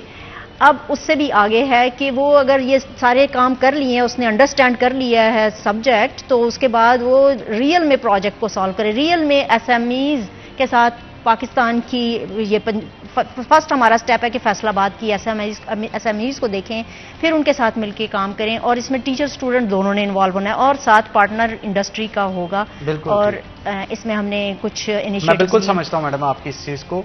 मुझे ये बताइएगा, आपने कहा कि 41 PhDs प्रोड्यूस किया आपने, और PhDs के लिए आपको पता होता है कि डेवलप्ड लैब्स चाहिए होती हैं, रिसर्च जब तक कंप्लीट नहीं होती, आपका इम्पैक्ट फैक्टर नहीं पब्लिश होते पेपर्स, तब तक आपकी PhD कंप्लीट नहीं होती। अगर 41 आपने किए तो दैट्स ग्रेट, और लैब भी डेवलप्ड होगी आपकी। लैब्स के हवाले से मुझे बताइएगा, साइंस स्टूडेंट्स के लिए क्या क्या फैसिलिटीज़ वहाँ पे दी जा रही हैं? जो हमारी जब यूनिवर्सिटी बनी, हमने within 5 years PhD program शुरू कर दिया, MS प्रोग्राम शुरू कर दिए, लेकिन लैब्स नहीं थी। लेकिन I am really grateful to different universities present in Faisalabad, जैसे यूनिवर्सिटी ऑफ एग्रीकल्चर फैसलाबाद, निपजी, नायाब, GCUF, इनकी लैब्स में हमारे स्टूडेंट्स ने इनिशियली काम किया, और I am grateful for them for this facility. लेकिन उसके बाद अभी इन दीज 4 years हमने 28 न्यू लैब्स इस्टेब्लिश की हैं, जिसमें हायर एजुकेशन कमीशन की भी बड़ी मेन कंट्रीब्यूशन है कि उन्होंने हमें फंडिंग दी। फिर हमने कुछ अपने फंड्स भी यूज़ किए। उन्हीं स्पेसेस में हमने सॉफ्टवेयर बेस्ड टाइम टेबल्स लगाए, और इन 28 रूम्स को हमने सेपरेट किया। नई बिल्डिंग नहीं बनाई, उसी में ही लैब्स एस्टेब्लिश की, और अब हम स्टूडेंट्स को ना सिर्फ अपने स्टूडेंट उन हाईटेक लैब्स में काम कर रहे हैं, बल्कि बाहर से भी कोई सैंपल्स आते हैं तो हम उनको फैसिलिटेट करते हैं। अरे क्या बात है जनाब, ये तो एक बड़ी अचीवमेंट है आपकी यूनिवर्सिटी की। मेरा ख्याल है ये 41 की बजाय बहुत मजीद आगे डॉक्टर्स जो हैं, अगर यही सूरत रही तो प्रोड्यूस किए जाएंगे। That's great achievement. अच्छा मुझे ये बताइएगा मैडम, मैंने जैसे शो के स्टार्ट पे कहा था, तालीम के साथ तरबियत बहुत ज़रूरी है, तो क्या तरबियती प्रोग्राम भी कोई बच्चों को साथ साथ सिखाया जाता है कि माशरे में कैसे चलना है, अपने पेरेंट्स के साथ, कुछ एथिक्स के हवाले से? मुझे लगता है कि इसमें अभी हमें मज़ीद काम करने की ज़रूरत है।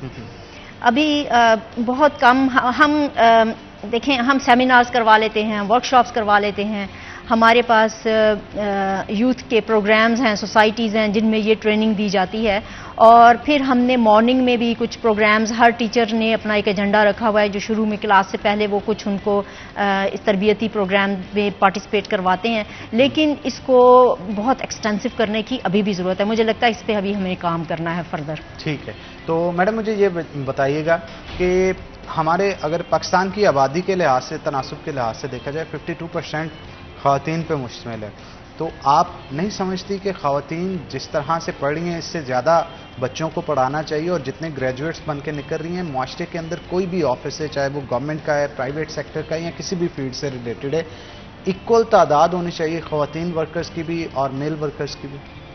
बिल्कुल, ये तो आपने मेरे दिल की बात कह दी। ये तो बिल्कुल एग्जैक्ट ऐसा ही होना चाहिए। देखें, अभी जो हमारा मुल्क चल रहा है वो मेनली जो हमारे मेल डोमिनेंस ज़्यादा नज़र आ रही है। और आपको जब गर्ल्स कॉम्पिटेंट भी होती हैं, जब वो जॉब करती हैं, तो उनको ज़्यादातर लोअर पोजीशन में या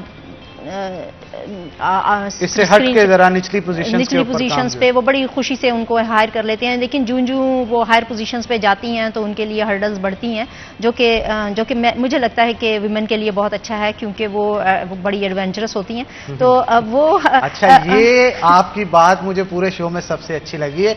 एक खातून डेडिकेटेड हो ना, तो वो इस तरह के एडवेंचर्स ही उसे एडवेंचर्स लगते हैं, बल्कि ना कि वो परेशानी से और ये समझ के कि मुझे ये परेशानी आ गई, अब मैं ये कर नहीं सकती, घर पे बैठ जाए। ये आपने बड़ी अच्छी बात है, और इससे बहुत सारे लोग होंगे जो मोटिवेट होंगे। अच्छा, थैंक यू। नहीं, ये बहुत अच्छी बात है। क्योंकि आपको एक बात मैं बता दूं कि अगर आप कंपेयर करें ना किसी लीडरशिप पोजीशन पे, जो लेडी है, उसके खातून है, उनको पहुंचने के लिए बार बार अपनी कॉम्पिटेंसी को प्रूफ करना पड़ता है, और फिर कहीं जाके वो इस पोजीशन पे पहुंचती हैं। और ये सिर्फ पाकिस्तान में नहीं है, पूरी दुनिया में ही ऐसा है।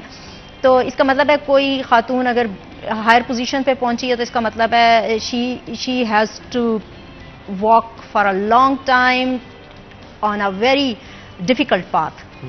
क्योंकि आपने एक वर्क लाइफ बैलेंस भी रखना है। हर खातून ने अपने बच्चों की भी तरबियत करनी है, घर में उसे भी पूरा टाइम देना है, और फिर यहाँ पे भी फोकस होके वो जो टाइम जो कि गवर्नमेंट ने हायर किया आपका टाइम, उस टाइम को फुल जस्टिस के साथ आपने उस टाइम को स्पेंड करना है।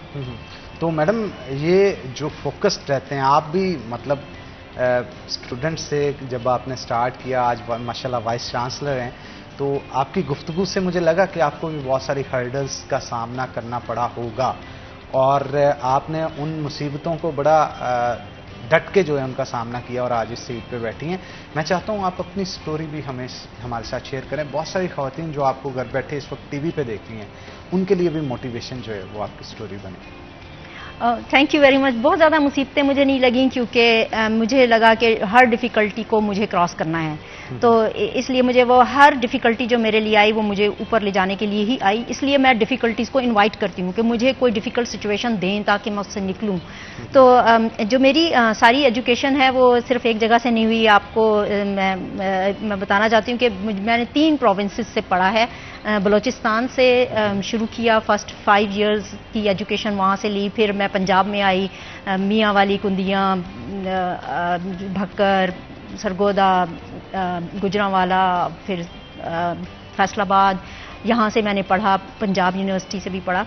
तो उसके बाद यूके और चाइना की डिफरेंट यूनिवर्सिटीज़ में, और लकीली अच्छी यूनिवर्सिटीज़ में मैंने काम किया और पढ़ा। तो ये सब जब आप अपने बच्चे को, या जो भी पेरेंट्स हैं, पेरेंट्स के लिए कि एक जगह पे ना स्टिक रखें उसको, उसे एक्सपोज करें एनवायरनमेंट में, उसे हिट करने दें डिफरेंट डिफिकल्टीज, ताकि वो उसका रिस्पांस दे, उसको प्रोटेक्टिव, इम्यून भी हो और उसको फाइट करने के भी काबिल हो। अगर आप उसे प्रोटेक्टेड रखेंगे ना अपने बच्चे को, भाई घर से बाहर नहीं जाना है, या ये काम नहीं करना, वो काम नहीं करना, हर चीज़ में रिस्ट्रिक्शन डालेंगे, तो फिर वो आगे नहीं बढ़ सकेगा। उसे ऐसे लिबर्टी भी मिलनी चाहिए ताकि वो सुकून से काम भी करे और मुश्किलों को सॉल्व करे, ताकि सोसाइटी आगे बढ़ सके। बिल्कुल। और हमारी सोसाइटी में खवातीन की रिप्रेजेंटेशन बहुत अहम बन चुकी है, क्योंकि मुल्की मैशियत को देखा जाए, स्टेबिलिटी को, पॉलिटिकल स्टेबिलिटी को देखा जाए, मेरा ख्याल है अब खवातीन का भी उतना ही किरदार है इस चीज़ के अंदर जितना मेल डोमिनेंस का है। खवातीन की डोमिनेंस भी उतनी होनी चाहिए। उसकी वजह सिर्फ और सिर्फ ये है कि आप देखें, फैक्ट्रीज में जाएँ, ऑफिस में जाएँ, जहाँ पर भी जाएँ, आप देखेंगे कि मर्द हजरात काम कर रहे हैं। तो मैं ये कहूँगा कि इवन खवातीन की फैक्ट्रीज भी होती हैं ना, जहाँ पे वहाँ पे भी जो कह लें कि इंस्पेक्शन लेवल पे होते हैं या फिर ऊपर वाली सीट पे बैठे होते हैं, तो वो मर्द हजरात मोस्टली बैठे होते हैं। खवातीन को भी वहाँ पे होना चाहिए और उनकी डोमिनेंस भी उतनी होनी चाहिए। अब एक फैक्ट्री है जहाँ पे मर्द काम कर रहे हैं, वर्कर्स की अगर कमी है तो स्किल्ड लेबर के लिए हम खवातीन को भी यूज़ कर सकते हैं। डॉक्टर्स के लिए भी बहुत सारी डॉक्टर, अभी मैडम आई थी हमारे फर्स्ट सेगमेंट के अंदर, वो बता रही थी कि खवातीन MBBS करने के बाद अगर शादी हो जाती है, बहुत सारी खवातीन अपने कैरियर को परस्यू ही नहीं कर पाती। तो इट मीन जो गवर्नमेंट ने लाखों रुपए, करोड़ों रुपए लगा के एक डॉक्टर जो है वो तैयार की होती है, आप अगर उसे घर पे बिठा लेंगे तो मेरा ख्याल है ये भी एक किस्म की ज्यादती होगी। ज्यादती किस तरह से होगी कि बहुत सारे लोगों को जिनको वो ट्रीट कर सकती है, जिनके इंसानियत की खिदमत कर सकती है, हम वो खिदमत करवाने की बजाय जो है उन्हें घर पे बिठा लेते हैं। मैडम, आप इस चीज़ से एग्री नहीं करती कि बहुत सारी लाइक खवातीन आपकी यूनिवर्सिटी से भी इवन निकलती हैं, तो वो अपने प्रोफेशन को ज्वाइन करने के बजाय अपने ये जो कल्चरल नज़रियात है उनकी नज़र हो जाती हैं। तो इस पे मज़ीद बात करेंगे, लेकिन पहले छोटी सी ब्रेक ले लें। ब्रेक के बाद दोबारा हाजिर होंगे। आपने कहीं नहीं जाना, हमारे साथ है।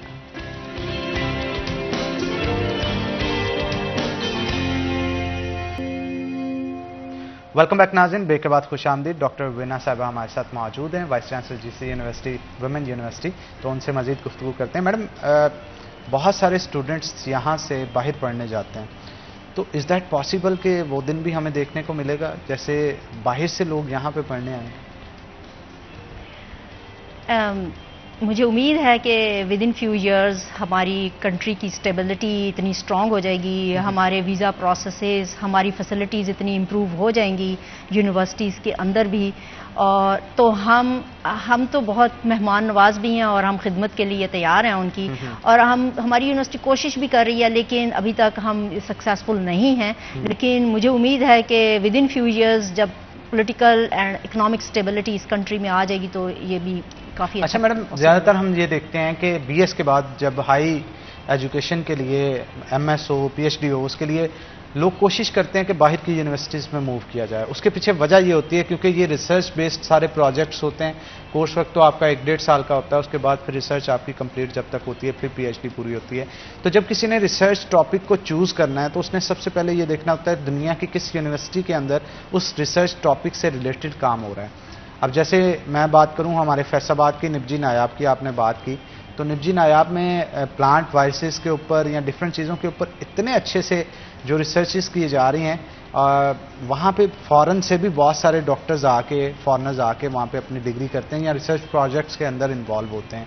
तो आपको नहीं लगता कि हमारी जो दूसरी यूनिवर्सिटीज़ हैं, मैं सिर्फ आपकी नहीं, बाकी एग्रीकल्चर यूनिवर्सिटी हो, GC यूनिवर्सिटी हो या पाकिस्तान की दूसरी यूनिवर्सिटीज़ हो, इनमें रिसर्च के ऊपर काम करने की हमें ज़रूरत है क्योंकि रिसर्च में भी क्वालिटी बहुत मैटर करती है। रिसर्च पेपर्स जो पब्लिश होते हैं उनकी क्वांटिटी तो मैटर करती क्वालिटी, जिससे हम इम्पैक्ट फैक्टर का देखते हैं कि कितने इम्पैक्ट फैक्टर का जो पेपर है वो पब्लिश हुआ है, किसी स्टूडेंट ने किया है। तो अगर हम ये इम्प्रूव कर लें तो आपको नहीं लगता कि बहुत सारे हायर एजुकेशन के लोग हाई एजुकेशन हासिल करने के लिए पाकिस्तान का रुख करेंगे? बिल्कुल ठीक कहा आपने। देखिए, पाकिस्तान की रिसर्च पिछले 10-15 इयर्स में काफ़ी इम्प्रूव हुई है, लेकिन हमने उसको थोड़ा सा बल्कि बहुत कंप्लीटली शिफ्ट लाना है। हमें पब्लिकेशंस, इम्पैक्ट फैक्टर कुछ हद तक चाहिए, हमें इम्पैक्ट चाहिए, हमें रियल, हमने यूनिवर्सिटीज़ के साथ, हमने इंडस्ट्रीज़ के साथ मिलके, सोसाइटीज़ के साथ मिलके जो प्रॉब्लम सॉल्व करने हैं ना, वो रियल इम्पैक्ट है। इम्पैक्ट फैक्टर से अभी हमें हटना पड़ेगा और रियल इम्पैक्ट में जाना पड़ेगा, रियल सॉल्यूशंस निकालने हैं। हमारे बेसिक्स के ऊपर जाना पड़ेगा। बिल्कुल। देखिए, हमारे पास इतने मिनरल रिसोर्सेज, इतने रिजर्व्स, मेटल्स हमारे पास मौजूद है हमारे पाकिस्तान में, और हमारी यूनिवर्सिटीज़ काम भी कर रही हैं। लेकिन काम करने के बाद कोई वो पेटेंट्स भी कर रही हैं, मेरे भी पेटेंट हैं, बाकी रिसर्चर्स के भी पेटेंट्स होते हैं, पर उन पेटेंट्स को एग्जीक्यूट करने के लिए थोड़ा इंडस्ट्री को भी थोड़ा सा चेंज लाना है, और अब वो हम नहीं करना है, मिल के ही करना है। तो और क्योंकि जब यूनिवर्सिटीज़ का जो है ट्रस्ट, वो इंडस्ट्री के ऊपर आ जाएगा, इंडस्ट्री ट्रस्ट करने लग जाएंगी यूनिवर्सिटी के प्रोडक्ट्स को और प्रोसेसेस को, तभी ये होगा। और इसमें कुछ हद तक हमारी यूनिवर्सिटी भी थोड़ी सी कामयाब हुई है। उसकी रीज़न ये है, हमारी रिसर्चर्स ने जो कुछ फार्मास्यूटिकल कंपाउंड्स बनाए हैं जो कि मुशायरा से इंडस्ट्रियलिस्ट आके यहाँ से ले रहे हैं, और उसके मुताबिक वो इंडस्ट्री भी बनाने का प्लान कर रहे हैं, अभी प्लानिंग फेज में है, लेकिन इनिशियली हमने MOU साइन कर लिए हैं। इसी तरह हमारी यूनिवर्सिटी वाटर ड्रिंकिंग एनालिसिस की किट्स प्रिपेयर कर रही है जो कि कमर्शलाइज हो गई है। इसी तरह हमारे जो फैशन डिज़ाइन के स्टूडेंट्स और IT और कंप्यूटर साइंस के स्टूडेंट्स हैं, वो फाइनल ईयर प्रोजेक्ट के साथ ही अपनी कंपनीज खोल लेते हैं या वो कंपनीज के साथ काम करने लग जाते हैं। तो ये ऐसी कुछ चीज़ें हैं जो कि हमें पब्लिकेशंस बहुत ज़्यादा यकीनन वो ज़रूरी हैं, क्योंकि वो नेक्स्ट जनरेशन्स के लिए वो पाथ का काम देंगी, वो भी इम्पॉर्टेंट हैं, पर वो एक हद तक करने के बाद हमारा रियल फोकस असल में प्रोडक्ट डेवलपमेंट, प्रोसेसेस और जो रिसोर्सेज, नेचुरल रिसोर्सेज हमारे पास इर्द गिर्द मौजूद हैं, उनसे यूनिवर्सिटी मुल्क की डेवलपमेंट के लिए बस हमने काम करना है, जो कि हर कोई थोड़ा बहुत पार्ट प्ले कर रहा है। लेकिन बात यह है कि जब हायर एजुकेशन कमीशन की जो पॉलिसीज़ हैं उसमें थोड़ा शिफ्ट आएगा तो रिसर्चर्स उसी तरफ मूव हो जाएंगे। जैसे पहले हमें जब कहा गया कि आपकी 15 पब्लिकेशंस होगी तो आप प्रोफेसर बन जाएंगे, तो सबने कर दी। अब अगर हायर एजुकेशन कमीशन ये कहेगा कि आपके 15 प्रोडक्ट होंगे या 5 प्रोडक्ट्स होंगे तो आपको ये स्टेज पे ले जाया जाएगा और उस स्टेज पे ले जाया जाएगा नेक्स्ट स्टेज पे, तो वो भी यूनिवर्सिटी के प्रोफेसर्स कर लेंगे। लेकिन ये है कि डायरेक्शन देनी बहुत ज़रूरी है। अच्छा मैडम, ये जो आप ट्रस्ट बिल्ड करने की बात कर रहे हैं इंडस्ट्री के और एक लाइजॉन बनाया, ये लाइजॉन बनेगा कैसे? इसके मतलब अभी तक ब्रेक थ्रू क्यों नहीं आ रहा इसमें? देखिए, हम दोनों तरफ प्रॉफिट की बेस पे बात करने की कोशिश की जा रही है। मुझे लगता है कि इसको थोड़ा हमें हटाना पड़ेगा।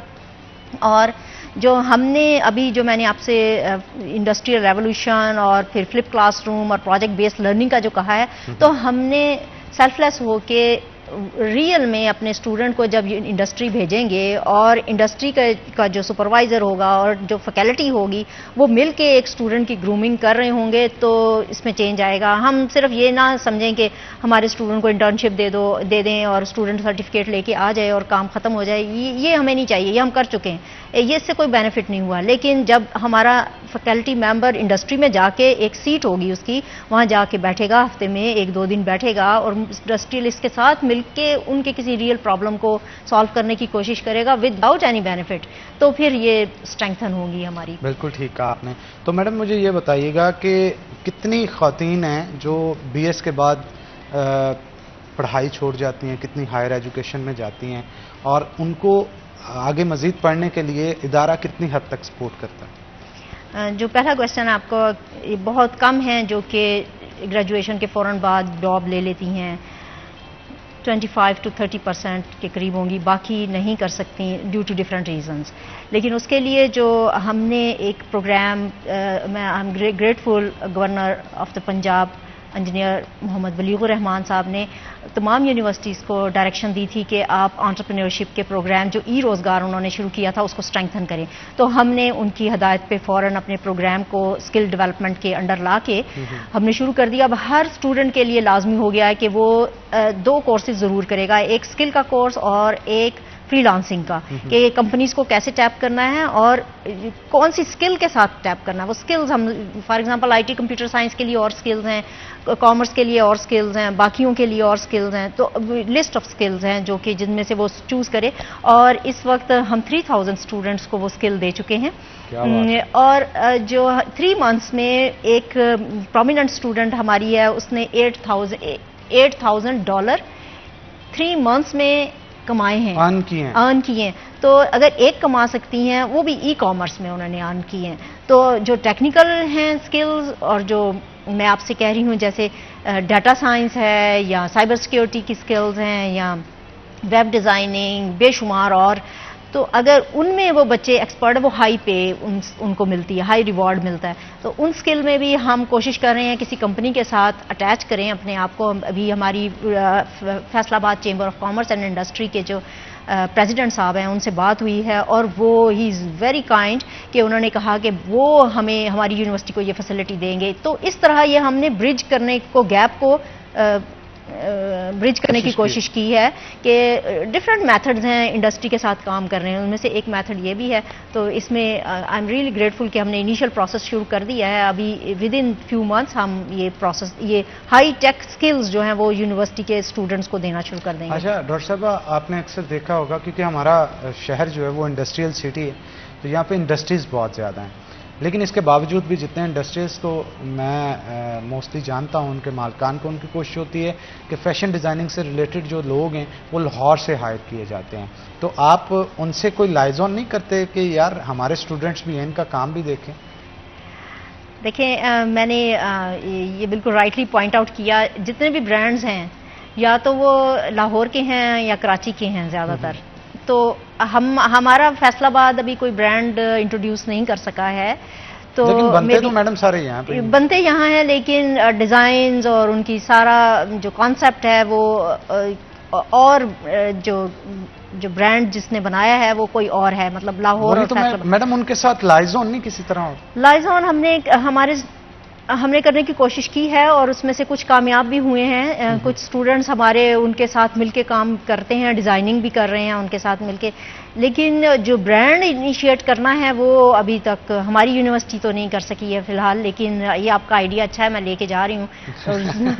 बिल्कुल जी, इस पे काम करने की मैडम ज़रूरत है। ज़रूरी नहीं इसमें यूनिवर्सिटी कुछ लगाए, यहाँ पे बहुत सारी लोकल जो मिल्स लगी हुई हैं जो कपड़े की प्रिंटिंग के ऊपर काम कर रही हैं। सिर्फ मशीन लगी होती है, आपने तो डिज़ाइन देना होता है ना।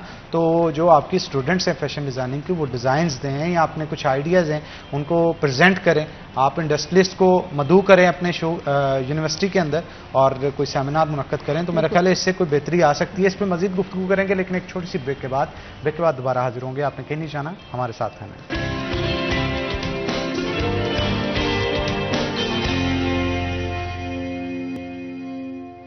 वेलकम बैक नाज़रीन, ब्रेक के बाद खुश आमदीद। डॉक्टर रुबीना साहिबा हमारे साथ मौजूद हैं, मजीद गुफ्तगू उनके साथ करते हैं। मैडम, बच्चों की तालीम के लिए कोई स्कॉलरशिप्स का भी प्लान है यूनिवर्सिटी की तरफ से? कोई स्कॉलरशिप्स दी जा रही हैं? देखिए, हमने जो हर साल उन्हें 1500 स्टूडेंट्स को स्कॉलरशिप देते हैं आप, यानी 14,000 स्टूडेंट हमारे टोटल एनरोल्ड हैं, तो 1500 को हम स्कॉलरशिप देते हैं। लास्ट ईयर हमने 87 मिलियन के स्कॉलरशिप्स दी हैं। वो सिर्फ हम अकेले ने नहीं दिए हैं, वो एहसास स्कॉलरशिप है, Benazir income support scholarship, PEEF scholarship, इसके अलावा बहुत सारे जो हमारे इंडस्ट्रियलिस्ट हैं वो इसमें पार्टिसिपेट कर रहे हैं, इंटरलूप है और कुछ और कंपनीज हैं, सारों का नाम मुझे इस वक्त मेमोराइज नहीं कर सक रही, तो मैं उनकी ग्रेटफुल हूँ कि उनकी वजह से हम ये स्कॉलरशिप दे रहे हैं। और यूनिवर्सिटी का अपना भी एंडोवमेंट फंड है, तो उस एंडोवमेंट फंड का जो प्रॉफिट होता है वो हम स्कॉलरशिप उतने नंबर ऑफ स्टूडेंट्स को स्कॉलरशिप देते हैं, और अभी तक हम 200 स्टूडेंट पर ईयर स्कॉलरशिप दे रहे हैं। तो ये सिर्फ अंडर ग्रेजुएट स्कॉलरशिप है। इसके साथ हमने MS PhD स्कॉलरशिप्स खुद इंट्रोड्यूस कराए हैं हमारी यूनिवर्सिटी में, कि वो स्टूडेंट मेन चीज़ जो अभी आपने इससे पहले भी एक क्वेश्चन किया था कि हमारे पास फॉरेन MS PhD करने क्यों नहीं आते, उसकी रीज़न ये है कि हमने फॉरेन स्टूडेंट्स के लिए स्कॉलरशिप ही नहीं रखे हुए हैं हम यूनिवर्सिटीज़ ने। तो ये जो यूनिवर्सिटीज़ ने अभी इसमें हमने काम भी शुरू किया, और हमने सबसे पहले अपने स्टूडेंट्स को तो स्कॉलरशिप पेश किया, क्योंकि BS तक तो पेरेंट्स बच्चे को सपोर्ट कर सकते हैं, उसके बाद तो मुश्किल हो जाता है। और फिर जो ख़ास तौर पर जो मेल स्टूडेंट्स हैं उन्होंने घर की जिम्मेदारी भी पूरी करनी है, तो इसलिए हमने वो स्कॉलरशिप इंट्रोड्यूस किया। उसमें स्टूडेंट ने ना सिर्फ पढ़ना है बल्कि उसने अंडर ग्रेड की क्लास भी लेनी है, तो उससे हमें डुअल बेनिफिट हो रहा है कि स्टूडेंट को भी स्पॉन्सरशिप मिल रही है और वो फ्री में नहीं मिल रही है, उसकी बेस पे वो काम भी कर रहा है। बल्कि कॉन्सेप्ट जो स्कॉलरशिप्स का है उसको थोड़ा सा अमेंड भी हमें करना चाहिए। जो हम स्टूडेंट को इतने बेबहा स्कॉलरशिप्स देते हैं उसके बदले में उससे कोई सर्विसेज भी लेनी चाहिए, जो कि हमने MS PhD में तो शुरू की हैं। ठीक है, तो मैडम इसका क्राइटेरिया क्या होता है, स्कॉलरशिप बच्चा कैसे हासिल कर सकता है? देखिए डिफरेंट उसके पूरे रूल्स हैं, जिसमें CGPA है बच्चे का, उसकी रिसर्च किस किस्म की है, क्या उसमें वो टाइम निकालेगा, कॉम्पिटेंसी बेस्ड है ये, यानी नीड बेस नहीं है, ये कॉम्पिटेंसी बेस है। MS जो बच्चा जितना कॉम्पिटेंट होगा उसको उस हिसाब से स्कॉलरशिप जो है वो दी जाएगी। क्या हायर एजुकेशन के लिए जैसे PhD के लिए बाहर की यूनिवर्सिटी के लिए भी स्कॉलरशिप दिया जा रहा है, या इस पे अभी काम वो मेरा ख्याल HEC देती है? HEC देता है। और IRCIP एक ऐसा स्कॉलरशिप होता है, वो तो 6 माह के लिए हर स्टूडेंट को PhD को मिल जाता है, साइंस के जो स्टूडेंट्स होते हैं। तो ये एक बड़ा अच्छा काम है जो कि फैसलाबाद के अंदर जिसी वुमेन यूनिवर्सिटी और इसके अलावा HEC जो है वो इसमें बड़ा रोल प्ले कर रहा है। मैम अगर देखा जाए तो बेहतरी की कहाँ पे ज़रूरत है, कहाँ पे गुंजाइश है, आपको क्या लगता है? देखिए हमें जो अभी मेन काम करना है ना, सोसाइटी के लिए काम करना है। यूनिवर्सिटीज़ जहाँ पे भी यूनिवर्सिटीज़ बनी हैं, सोसाइटीज़ डेवलप होती हैं, सोसाइटीज़ ग्रूम होती हैं, तो इसमें एक फैक्टर स्टूडेंट आपको एक ट्रेंड स्किल्ड ह्यूमन बीइंग आप सोसाइटी में भेज रहे हैं। अब ख़ास तौर पे विमेन अगर हैं, तो अगर एक बच्ची यहाँ से ग्रेजुएट हो रही है, इसका मतलब है उसका पूरा फैमिली भी साथ ग्रेजुएट हो, फैमिली भी ग्रूम होगी, उसे भी तरबियत मिल रही है, साथ साथ भी मिल रही है, और उसकी जब अपनी नेक्स्ट फैमिली बनेगी तो उसमें वो उसकी हेल्थ, उसकी एजुकेशन, उसकी ग्रूमिंग में पार्टिसिपेट करेगी। तो ये एक चेन रिएक्शन शुरू हो जाता है। और यहाँ पे जो हम सोसाइटी को इंक्लूड करने की बात करते हैं, ये सोसाइटी की इन्वॉल्वमेंट वो बहुत ज़रूरी है, जो बहुत सारी यूनिवर्सिटीज़ इग्नोर कर देती हैं।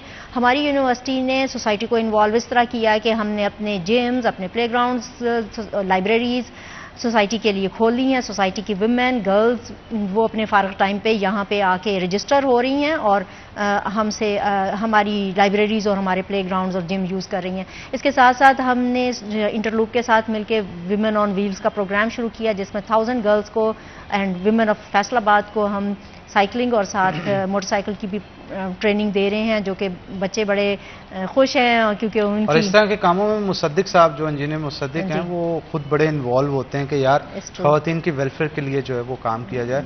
ज़ाती तौर पे भी उनसे जब डिस्कशन हुई तो वो फैसलाबाद की बेहतरी के लिए बड़ा काम करना चाहते हैं, और जहाँ जहाँ पे भी उनको प्लेटफॉर्म मिलता है उनकी कोशिश होती है कि बेहतरी लाई जाए। तो मैडम मुझे ये बताइएगा, स्पोर्ट्स की आपने बात की, स्पोर्ट्स के अंदर कुछ बड़े प्लेयर्स पैदा किए गए हैं यूनिवर्सिटी की तरफ? बिल्कुल, हमारी एक स्टूडेंट है अरूज, उसे HEC की टीम में वो अभी बेस्ट एथलीट कंसीडर की गई है। एथलीट है कि वॉलीबॉल में, फुटबॉल में है, तो और वो HEC की तरफ से अभी इंटरनेशनल टीम में जा रही है काजाकिस्तान, तो वहाँ वो गेम खेलेगी। इसके अलावा हमारे कुछ एक और एथलीट हैं जो कि गोल्ड मेडल उन्होंने अभी बलूचिस्तान में कोयटा में जो हुए हैं गोल्ड मेडल लिए हैं। बेशुमार और स्टूडेंट्स हैं, 5-6 और स्टूडेंट्स हैं जो कि मेडल वहाँ से विन करके आई हैं। तो हमारी स्टूडेंट ना सिर्फ स्पोर्ट्स में बल्कि डिबेट में, कीरत, नात और IT की कंपटीशंस में वो विन करके आई हैं प्राइजेज एंड मेडल्स।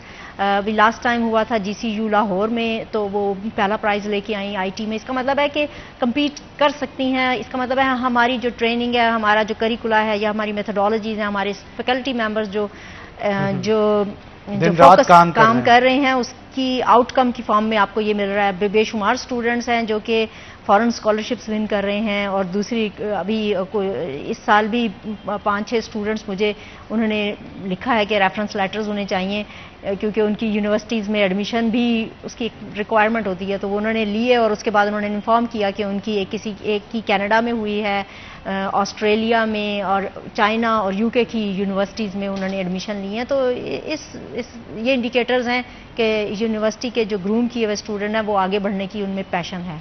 बिल्कुल ठीक कहा मैडम। जिस तरह से स्टूडेंट्स की तादाद बढ़ती चली जा रही है हर साल, आपको नहीं लगता कि मजीद जगह की ज़रूरत पड़ेगी यूनिवर्सिटी? जी बिल्कुल ज़रूरत थी। तो गवर्नमेंट ऑफ पंजाब ने हमें 396 एकड़ लैंड दी है, इस ह्यूज लैंड, जिस पे अभी हायर एजुकेशन कमीशन ने हमें फंडिंग भी दी है और उस पर डेवलपमेंट का काम शुरू है। किस जगह पे ये खुर्रियांवाला में है, तो उसमें UET के कैंपस के बिल्कुल साइड पे है और वो बहुत बड़ी लैंड है, और उस पर हमने बहुत सारे काम शुरू कर दिए हैं। उसमें हम एक बड़ा प्लेग्राउंड्स बना रहे हैं, जिसमें हमारा प्रोग्राम है कि फ्यूचर में जो पाकिस्तान के जो गेम्स हैं वो यहाँ पे हुआ करें। उसके लिए हमने इनिशियल तो ग्राउंड बनाए हैं, लेकिन उसके लिए जो स्टेडियम बनाने हैं या स्पोर्ट्स कॉम्प्लेक्स बनाना है वो हमारा फ्यूचर प्लान है।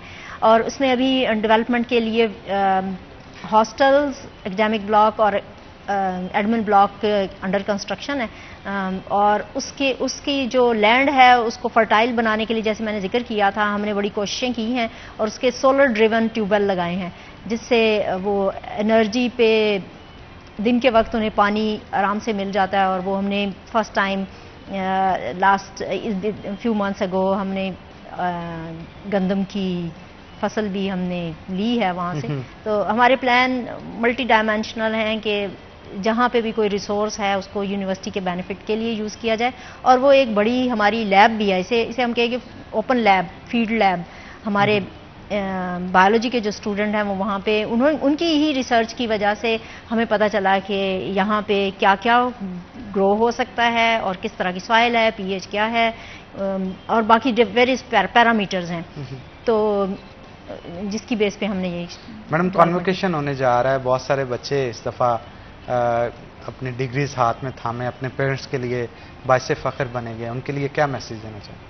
देखिए, मेरा उन पेरेंट्स के लिए सबसे पहले तो मैसेज है कि आपने अपनी बेटी को हमारे हवाले किया, हमने उन्हें ग्रूम किया, अब हमने उन्हें ऐसी तरबियत दी है कि अब वो उससे माशरे में बहुत अच्छा मकाम हासिल कर सकती हैं। उनको घर ना बिठाएं, उनको एंटरप्रेन्योरशिप या जॉब्स पे में इन्वॉल्व करें, और ये ताकि माशरे में जो है वो बेहतरी आ सके। बिल्कुल ठीक कहा मैडम आपने। शो का वक्त क्योंकि ऑलमोस्ट ख़त्म हो चुका है, मैं मज़ीद डिस्कशन इस पर करना चाह रहा था, लेकिन वक्त जो है उसकी कमी है। Thank you very much for coming. आपका बहुत शुक्रिया, कीमती वक्त में से आपने वक्त निकाला। तो इसी के साथ नाज़रीन, आज के प्रोग्राम से अपने मेज़बान हनान बुखारी को दीजिए इजाज़त। फिर होगी आपसे मुलाकात, तब तक के लिए अल्लाह हाफ़िज़।